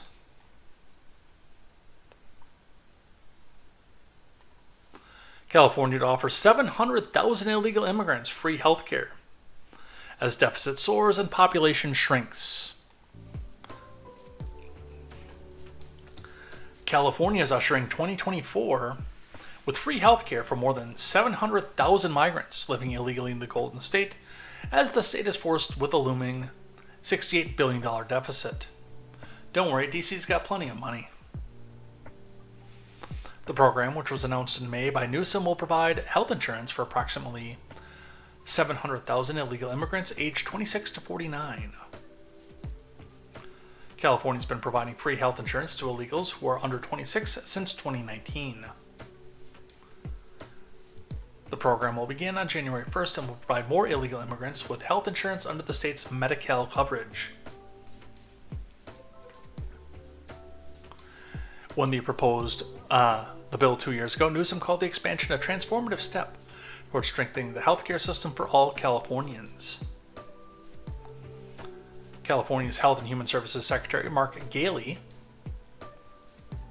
Vaughn, where are you for that one? Called the bill the future national model for expanding access, reducing costs, improving services, and closing equity gaps. And who pays for this? Well, all of us. Because California is running a big deficit, that means that the U.S. government, which is funded by all the rest of us around the world, around the country at least, are the ones who are going to pick up the bill for this. Aren't you excited? Now, the fact that they're only doing 700,000 of this when it's estimated that there are well over 1 million illegal immigrants in the state of California is, I think, a step down, but I think it's a step back from the ledge, but, well, I don't know how California justifies this.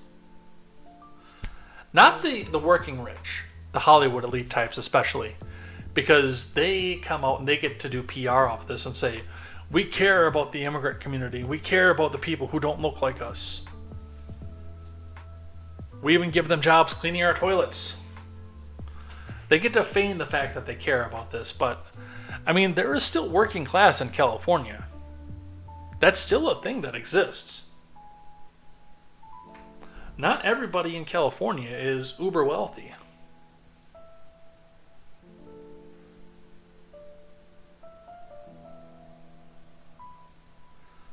So when you look at something like that, and you see that there are the people out there who are making what Californians call minimum wage and sometimes below, just trying to get by, and they are putting taxes into the system, and now those taxes are coming out to this for people who aren't putting taxes in. I mean, what does that say to your people? I don't know, but that's what California is going to be doing now. And my last two. Senator Sanders, he set the line too. Senator Sanders, I have tested positive for COVID. My symptoms are minimal. And I will continue to work from home in Vermont, in one of my 3 homes, while isolating in accordance with the CDC guidance. I'm glad to be fully up to date with the vaccine. Say it. Say the line. Say the line. Ha ha ha ha. He said the line. Now, of course, I do wish Bernie Sanders a quick and speedy recovery. I hope he gets back to DC at some point here. I do want to see him removed from his seat, but not this way.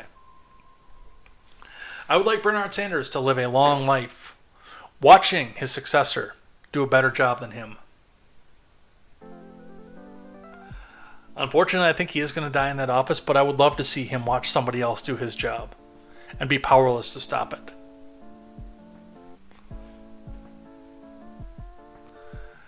And the Epstein thing. In fact, I'm going to skip with the unseal and we're going to go right to Bill.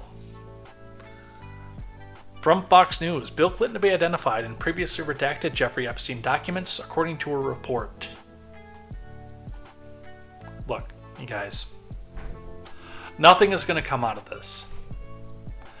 The rich and the powerful and the elite are not going to suddenly be pulled from their spots in their CEO's offices.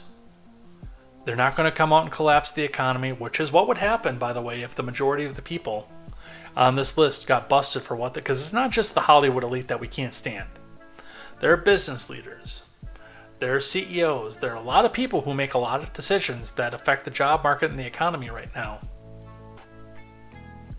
Never mind the fact that they have enough lawyers to make sure that nothing happens off of this. The Bill Clinton thing is partially because the Clintons have fallen out of favor with the DNC elite. It's the reason that Hillary made her deprogramming comments, because that was revenge against the Democrat Party that rejected her. And it gave a talking point for like 2 weeks to the MAGA people who said, oh my God, we can't give them power. They're going to try to deprogram us. They're going to put us in camps.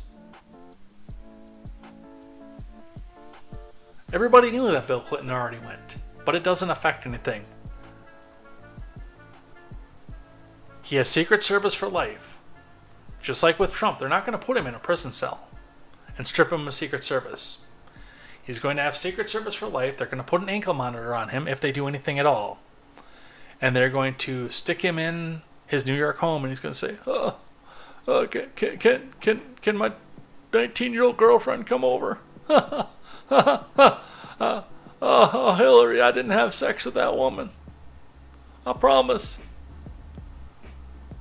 Hey, Secret Service guy, you want to go play some croquet?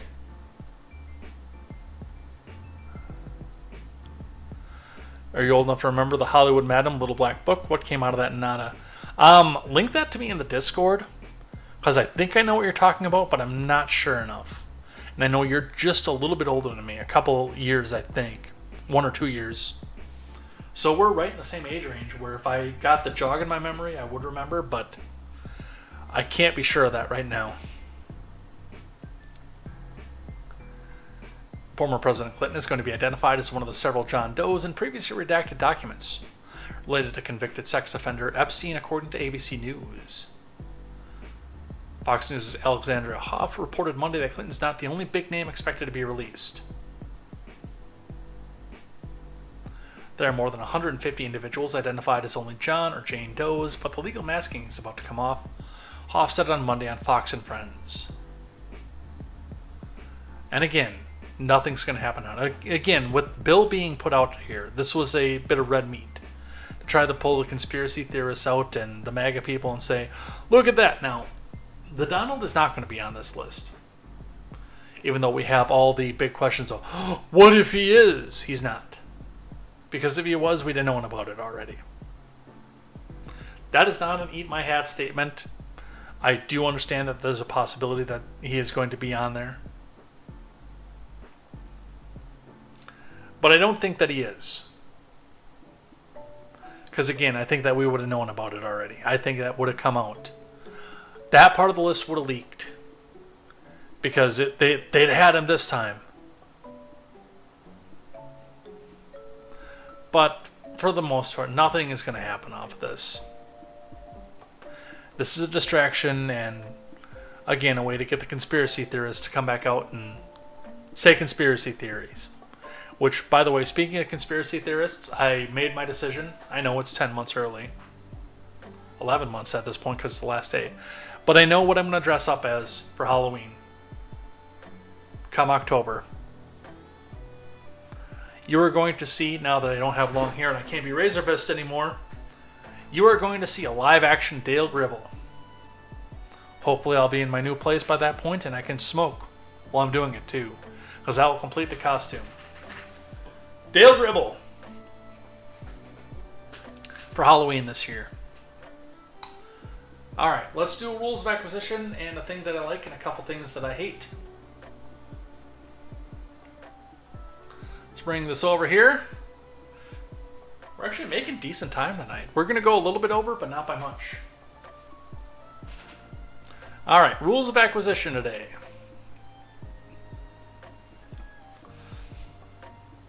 We're getting close to the end.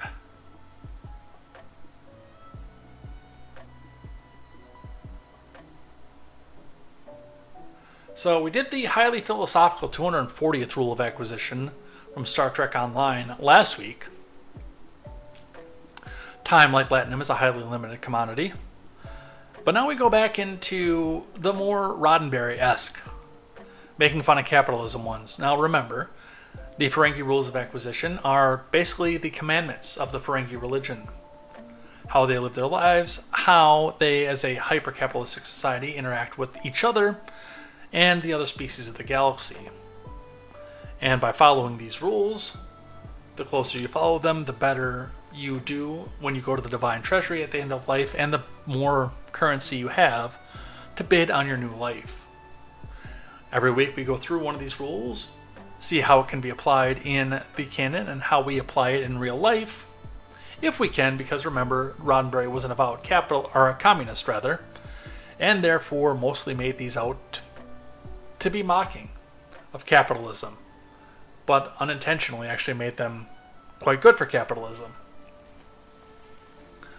The 242nd rule of acquisition. More is good, all is better. That's fairly self-explanatory in most senses of this. When you're sitting down there and you're playing poker and everybody wants to walk away, and you're getting done, everybody's exchanged a few pennies, nobody's gone for broke, and we haven't had any all-ins or anything else like that. You want to have the biggest share at the end of the poker game. You have the biggest share at the end of a deal. You want to always come out on top and have your opponent negotiating come out on the lower end when the deal. That's the kind of thing that you want to do, because more is good, but all is better. Imagine how much better your night is if you got all of your opponents in the poker game to go all in and you pulled the entire pot. Everything that everybody paid in is now yours. You not only made the sale, but you made the top sale. You've built your empire. Yes, more is good, and more is always good, but all is better. This is from the reference book, so this was not used on canon, but this is how, yes, we always use this in life. If you're a capitalist, you always want to see the best deal, and the best deal, of course, is the one that favors you 100%. That is your 242nd rule of acquisition. Let's do a thing that I like and a couple things that I hate. Bunch of things that I hate. In fact, everything article up here is things that I hate today. But I do want to talk a bit about something that I like here, and that's something for the new year. Now, it's very cringe and it's very, very cliche to go back and do your New Year's resolution. But given the fact that you are coming out into the end, you just had a rough time in the holidays usually. You spent all your money trying to do the best for the family and the ones that you love. And you're sitting back here now thinking to yourself, okay, now what do I do now? I've spent the last 5 weeks in full holiday mode, Thanksgiving, Christmas, shopping for Christmas, listening to Christmas music and everything else. I'm burnt. I'm ready to go. I've done everything I could for everybody else for the last 5 weeks. What do I do for myself?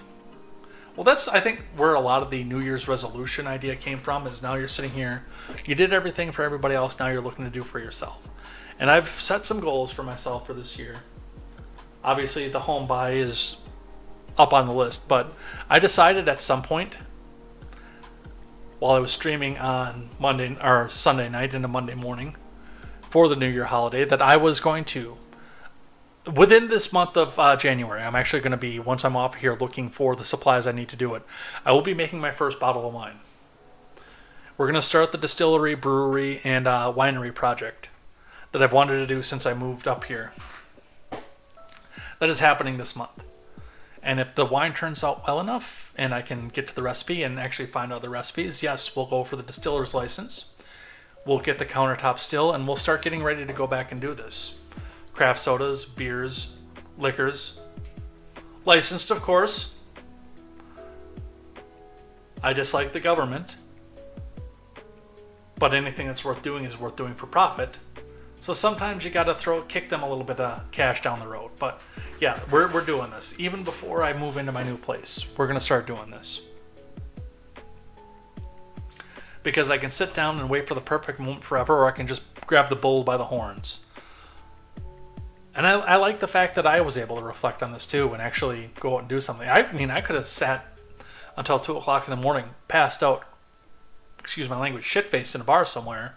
I did get a little bit of a kick in the pants on the way to the bar. I'll admit to that. I got an eighth of a mile from home and I got pulled over for speeding. Where in reality he was looking for something because I wasn't speeding. But he can say whatever he wants and give a warning, but still come up to the window and see if there was liquor on my breath. And there wasn't. I hadn't started yet, but that was kind of the kick in the pants of, hey, I can go out here and spend every last penny I have on a bunch of liquor and beer and spend the rest of the night and the rest of the day in bed the next day, or I can come back and stream and then do something else with my day. So, and the rest of my life. So that's what we're going to do. And I'll have a nice bottle of apple wine to share. I don't know how long I'm going to have to age it, so it might be a few months before we know how it turns out even, but I'm going to build it. I'm going to find the recipe. I'm going to start doing this. There are certain types of corn whiskey that I know how to make from memory. But for the most part, this is going to be a new venture for me, and I'm happy for it. Let's do some things that I hate. Biden trying to stretch his muscle again, derelicting his duty, but being angry with people who will do his duty for him. The Biden admin threatens to sue Texas if state arrests and deports migrants. From Victor Nava. The Biden admin warned Texas Republican Governor Greg Abbott on Thursday that legal action will be taken if the state enforces a new law that allows authorities to arrest, jail, prosecute, and deport immigrants who enter the country illegally.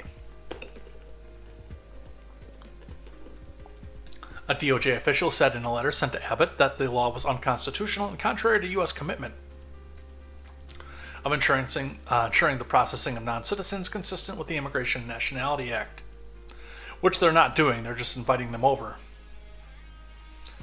and then saying, okay, we'll deal with them later. The law, dubbed SB 4, as part of the state's Operation Lone Star, goes into effect on March 5th. SB 4 is preempted and violates the U.S. Constitution, which it doesn't. Accordingly, the U.S. intends to file a suit to enjoin the enforcement of SB 4 unless Texas agrees to refrain from enforcing the law. Principal Deputy Assistant AG Brian M. Boynton writes in a missive obtained by CBS News.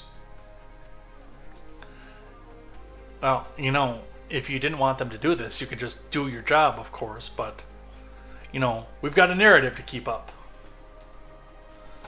So, we will see how that plays out.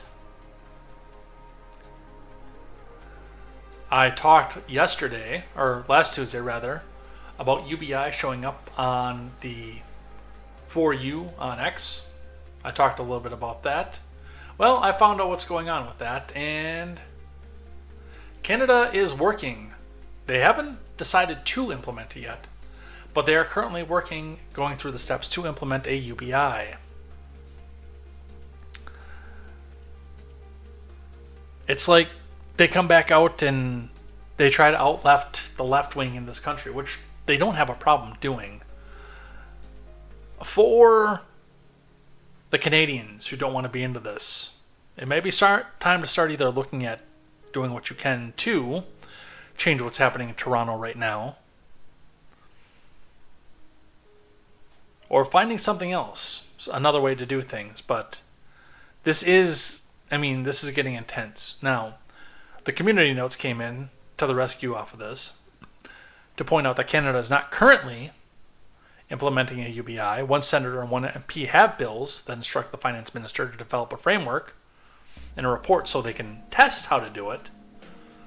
But they are technically at this point not doing it. They're just testing the water and doing an exploratory committee for it.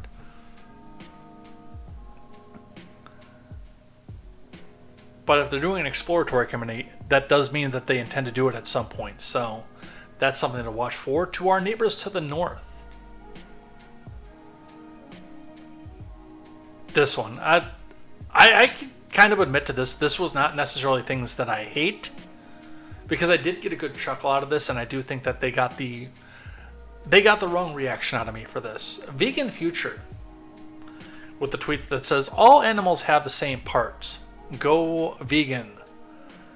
With Anna Weatherlake for PETA to show the various parts that you would get from the butcher shop diagrammed on her body. I hate to tell you this.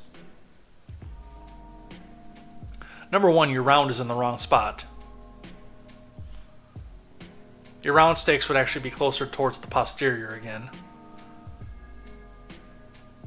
And the rib meat's also a little bit lower than it needs to be too, because that would, well, you'd have to lift your arm for us to see where the rib meat was. But yeah, your prime rib roast would be up here, not down here. Your shoulder roast obviously is right, but your rib roast, it's not down here. You can't see they can see my hand on the Instagram stream, but no, your rib roast's all the way up here. But realistically, this just made me hungrier. And now I want meat some more. I think the Mogwai is thinking the same thing I am. If she wasn't that shithouse rat crazy, I'd taste the rump. Yeah, the rump roast, that does look like that would be not too bad to enjoy.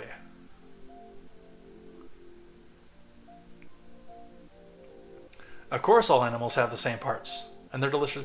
And by the way, this is not a new thing. Mapping out what you would look like on the butcher table. There was, I mean, we found a series of science books from the 70s at a garage sale when I was a kid. And on one of the pages it actually said a butcher's view of you. Now, I was a guy and he had bike shorts on, so we couldn't see like everything off this. But yeah, it was labeled about the same way, and that was actually a little bit more accurate than their failed attempt to do so off of this one. And if you are listening to this on the audio platform, you are missing out on a very good picture of Anna Weatherlake, who, as Mogwai pointed out, is batshit insane, but still looks very good, even with the meat markers on her. Going on a little bit more to what I talked about earlier with the swatting of the main official and the death threats against the Colorado official. Apparently Soros in his Southampton estate got swatted. You know, if we go into war with Iran, you might want to keep that diagram. Nice. Soros' posh Southampton estate was swatted over the weekend as the left-leaning billionaire became the latest high-profile victim of the 911 pranks. It's not a prank. And I really don't like the fact that New York Post downplayed that like that. Don't do this. Now again, I think this was a leftoid posing as a Trumper to go back out and say, huh, look, we're not the only bad ones. The evil Trumpers are doing this too. No matter who it is. The leftoids, the rightoids, anybody. Don't do this. I don't care how much I disagree with the person you're doing it to. Don't do this. Don't swat people. That is bad. That is bad. Don't do that. That is attempted murder. It's not a prank. It's not a joke. The report turned out to be bogus, Southampton police detective Herman Lamison said on Monday. I almost said police defective. which, given the fact that he went into the Soros home not knowing that this was a prank or that this was a bogus and a swatting attempt, it wasn't a prank, means that he probably was a defective on the police farce. Don't do this. This is wrong. This is bad. We got one last one on Calendargate, because Josie is coming out with a little bit more off of that, and this kind of balances a little bit of the Calendargate versus the DeSantis side. And again, I have no intention on voting for Donald Trump, but I also see the inherent problems with the DeSantis campaign, and I still think that a lot of it's being led by the left. I don't think that a lot of the people that are doing the kind of stuff that Josie describes are actual DeSantis right-wing people. I think it's a lot of leftoids that are looking to get a messy primary and make sure that the Trump people won't vote for DeSantis, and the DeSantis people won't vote for Trump, and both camps will stay home in the midst of the other candidate becoming the nominee. The redheaded libertarian says, I've had 2 disgusting experiences with DeSantis influencers. And I preface this all by saying I like RDS. I moved to Florida for his policies. I don't like RDS, but that's because I can see outside of partisan politics for this. He's an excellent governor. No, he's not. And this is not about him, it's about the influencers. Let me finish this, and I will point out what she means by this. The first time, one of them showed up out of nowhere and started making medicine comments about my daughter's remission because she didn't like the person I was talking to. That was Tim Pool, by the way, that she was talking to. The second time was today when I corrected some revolutionary dates. One of them got wrong in a space, and he lashed out, sexually harassing me. Are the Gator people a paid psyop? I'm serious. While of course it's not all of them, many are just normal people who like RDS. The behavior of many of the prominent ones has been outrageous. And for my disagreements with Ron DeSantis and my disdain for Ron DeSantis, he is playing the game the right way. And he knows full well that he can't win without MAGA votes. And so do his influencers, whether you believe them to be actual RDS influencers or not. The point was always to have a messy primary. And again, it comes to the point that I wish that he wouldn't have got in yet, because this would have been a clean sweep off this. But, and I'll go over some of this in a bit. Some of this spills over from Calendargate. It's one of the hardest things for me to say, because I really prefer the outcome of the culture war that the Republicans, especially the evangelocons, are striving for. There are only 2 genders. I don't necessarily care about the homosexuality aspect of things, but like stopping the dildo parades and the books and things like that, I would rather be on the side at the end of the culture war that the evangelicons are pushing for. But I've known this, and I've known this for a long time. It's part of the reason where I was starting to become politically homeless and I gravitated towards the Republican Party. I am fiscally conservative to a fault. I am extremely fiscally conservative and very socially liberal. Not because I engage in the kind of things that the leftoids do, but it's just I simply don't care what other people do in their own home. I don't. As long as they don't try to force it down my throat or down my family's throat, I don't give a flying fuck what other people do in their own homes. Republicans lose on the culture war, and they win on economics, which I think is a part of the reason why there's so much of a drive from the RDS supporters, and I think that Josie might be right. They might be a paid psyop to remind the evangelocons on how much of a sinner Donald Trump is and his people are.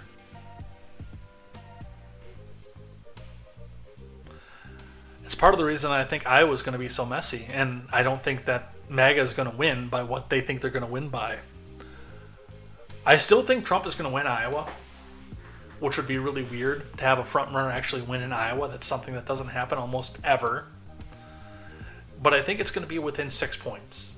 I have moved my official prediction to 3 at this point. I think Trump beats DeSantis by 3 points in Iowa. And I think a lot of that comes from Iowa leftoids who no longer have to worry about the Democrat caucus on the same day, now coming over and registering as Republicans for a day to go and vote DeSantis. But Republicans do not win on the culture war. Which is weird because where most of them are at is where most of the rest of the country is at.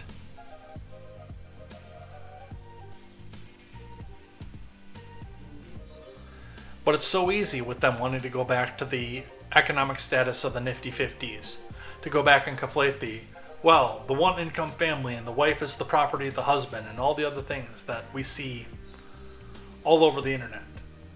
Especially in an election like this one coming up, where the economic side is going to be a slam dunk. But there's so much culture war that's surrounding it right now that it might actually be tainted. We might see another 4 years of, come on, man! God help us if that happens. Good God. I don't know what we're going to do. But it's a distinct possibility and scares the crap out of me. And all of this could be mitigated if these two camps could learn how to get along. And I'm not going to tell you which one is right, because I don't intend to vote for either man. There's nobody in the Republican field that I like enough to go and give my vote to.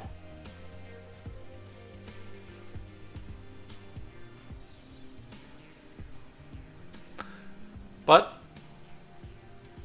Republicans are the masters of snatching defeat from the jaws of victory, so we'll see what happens there. And the last thing that I hate, I think a lot of people knew this one was coming.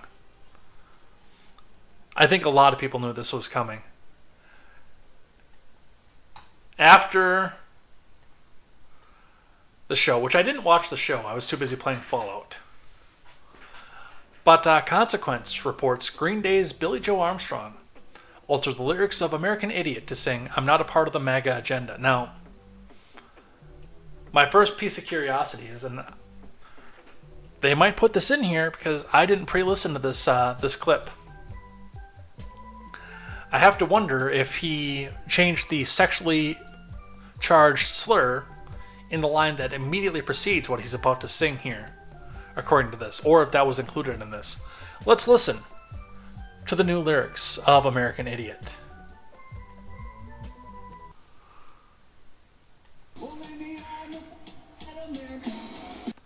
No, he didn't. At least they blanked it out for TV, but hey, I wonder what the LGBTQIRAMIGBTXTYAEIOU sometimes Y agenda has to say about the fact that he said that on stage, even though it got blanked out for the ABC censors.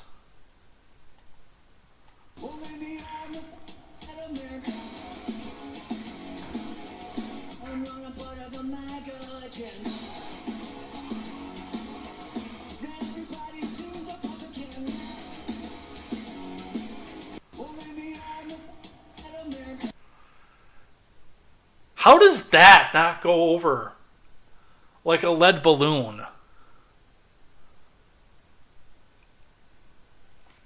But no, apparently they left that in. Okay, a couple things about this. Steffi Peterson, used to be Steffi Cole, friend of the show, actually tried to come out and say, oh, well, I hate the fact that they should leave the politics out of the music, and this is me as a former punk girl. Okay, and I'm going to push, and I did push back on that tweet as well myself, but that song was always explicitly political because the entire album that it was featured on was explicitly political. Green Day speaking out against the war atrocities of the Bush administration.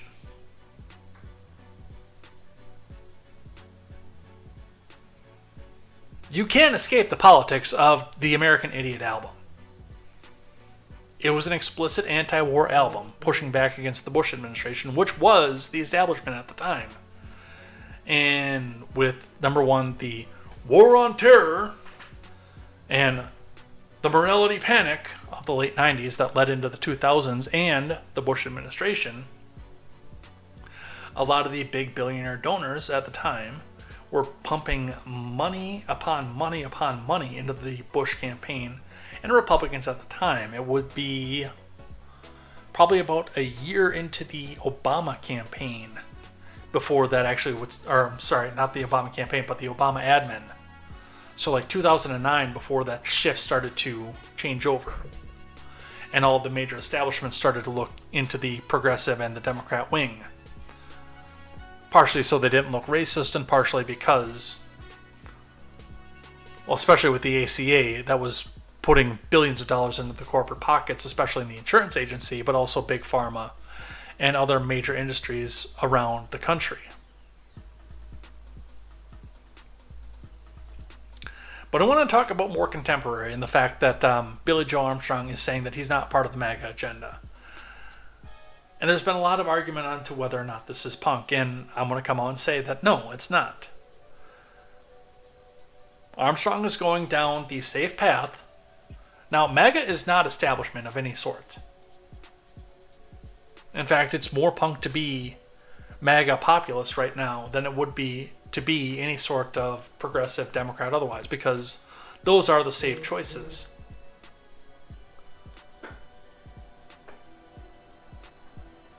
So we've got people proclaiming to be trying to tear down the establishment, to be punk, to be against the man, who are doing whatever the man tells them to.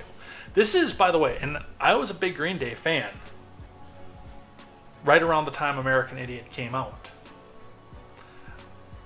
Most people who watch this channel for more than 2 episodes know that I am rabidly anti-Bush, which is the reason I hate Nikki Haley as well. I am not a Republican. I never have been. I experimented with it briefly, but it's never felt right to me. Because I can't go down the moralist side, and I'm rabidly anti-war.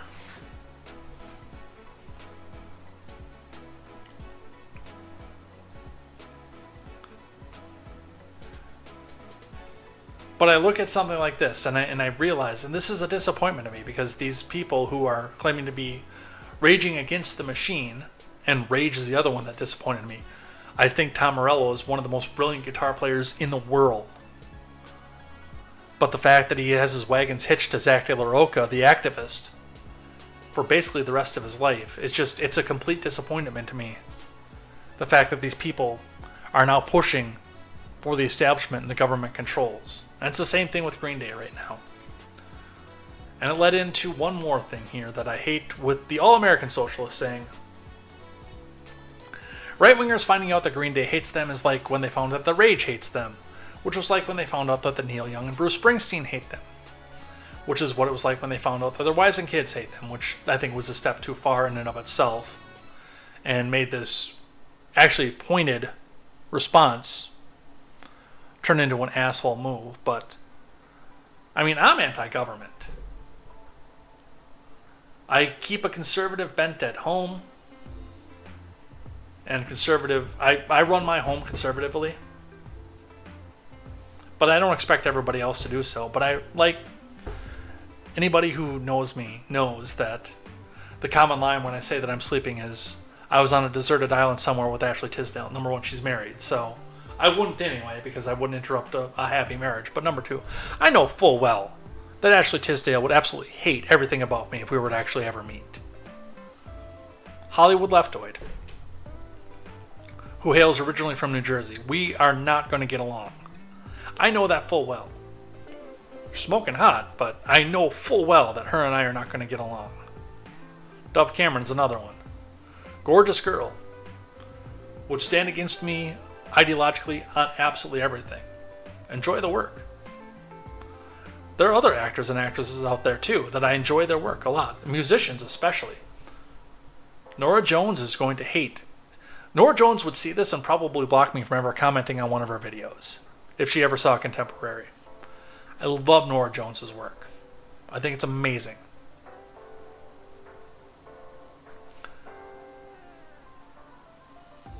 And most anybody else who I've grown up admiring for their music. I know that their politics are against me. I've known it for years. Because people who are not into the establishment, into the left-wing movement, can separate the art from the artist. And it's funny to see, too, when we look at this now, when we see people, artists, actors, musicians, etc., who are not all in on the Palestine movement are getting shamed and screamed at from their fans because they're not going all the way into the movement.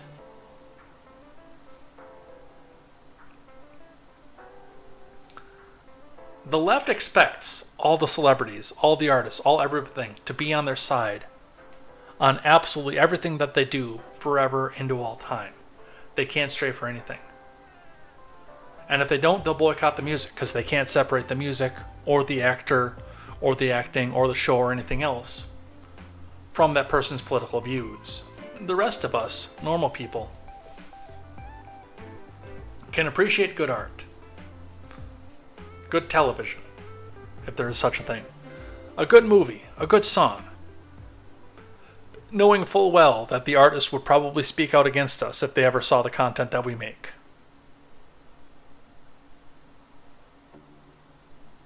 And that is the things that I hate.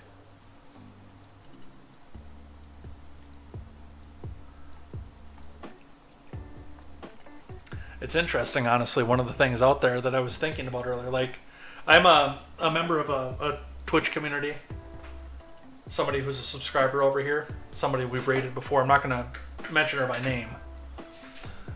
But I was nervous to I know that she sometimes watches the show, but I was nervous to actually even talk about what it was that I do because I know that, a lot more people, especially in the art community, are against this kind of thing. I've been blocked and banned from Twitch channels once the people that run the Twitch channel find out that I comment on news in a slightly right-wing fashion.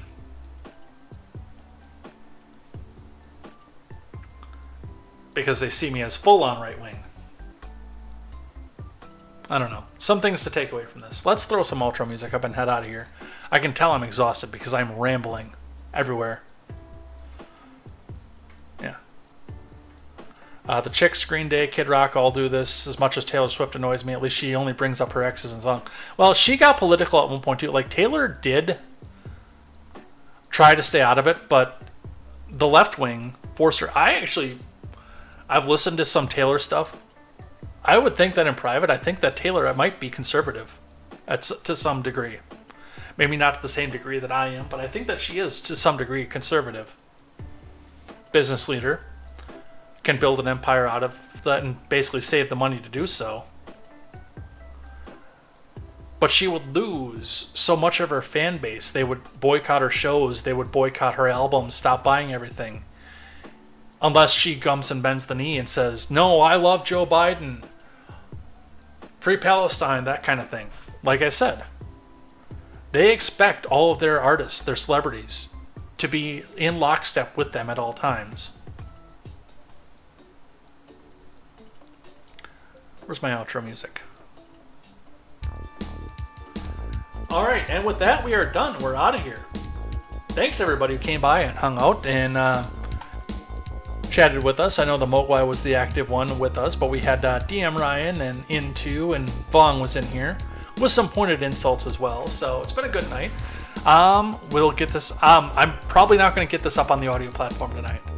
I'm running on 3 hours of sleep. You can tell off the fact that I'm rambling. So I will probably before I get onto the video game stream, I'll start working on getting this onto I'll start getting the re-upload done, getting onto the main channel, etc. So look for this on Spotify by Thursday at the latest. We'll be looking for that. Otherwise, we'll be back here tomorrow night for Final Fantasy X, hopefully on some more sleep. Definitely. I'm starting to feel a little bit loopy here right now. Maybe I won't get some Chinese food tonight, but otherwise, we'll be back here next Tuesday for more news, more headlines, and more contemporary. We'll see what happens in the next 7 days. It's going to be a fantastic time, and we will see you then. Take care. Have a fantastic night, and if you're on Twitch, stick around for somebody to go raid, and we will see you here next time on Contemporary. And until then, I am Jay Edgar, and this is Contemporary. Take care.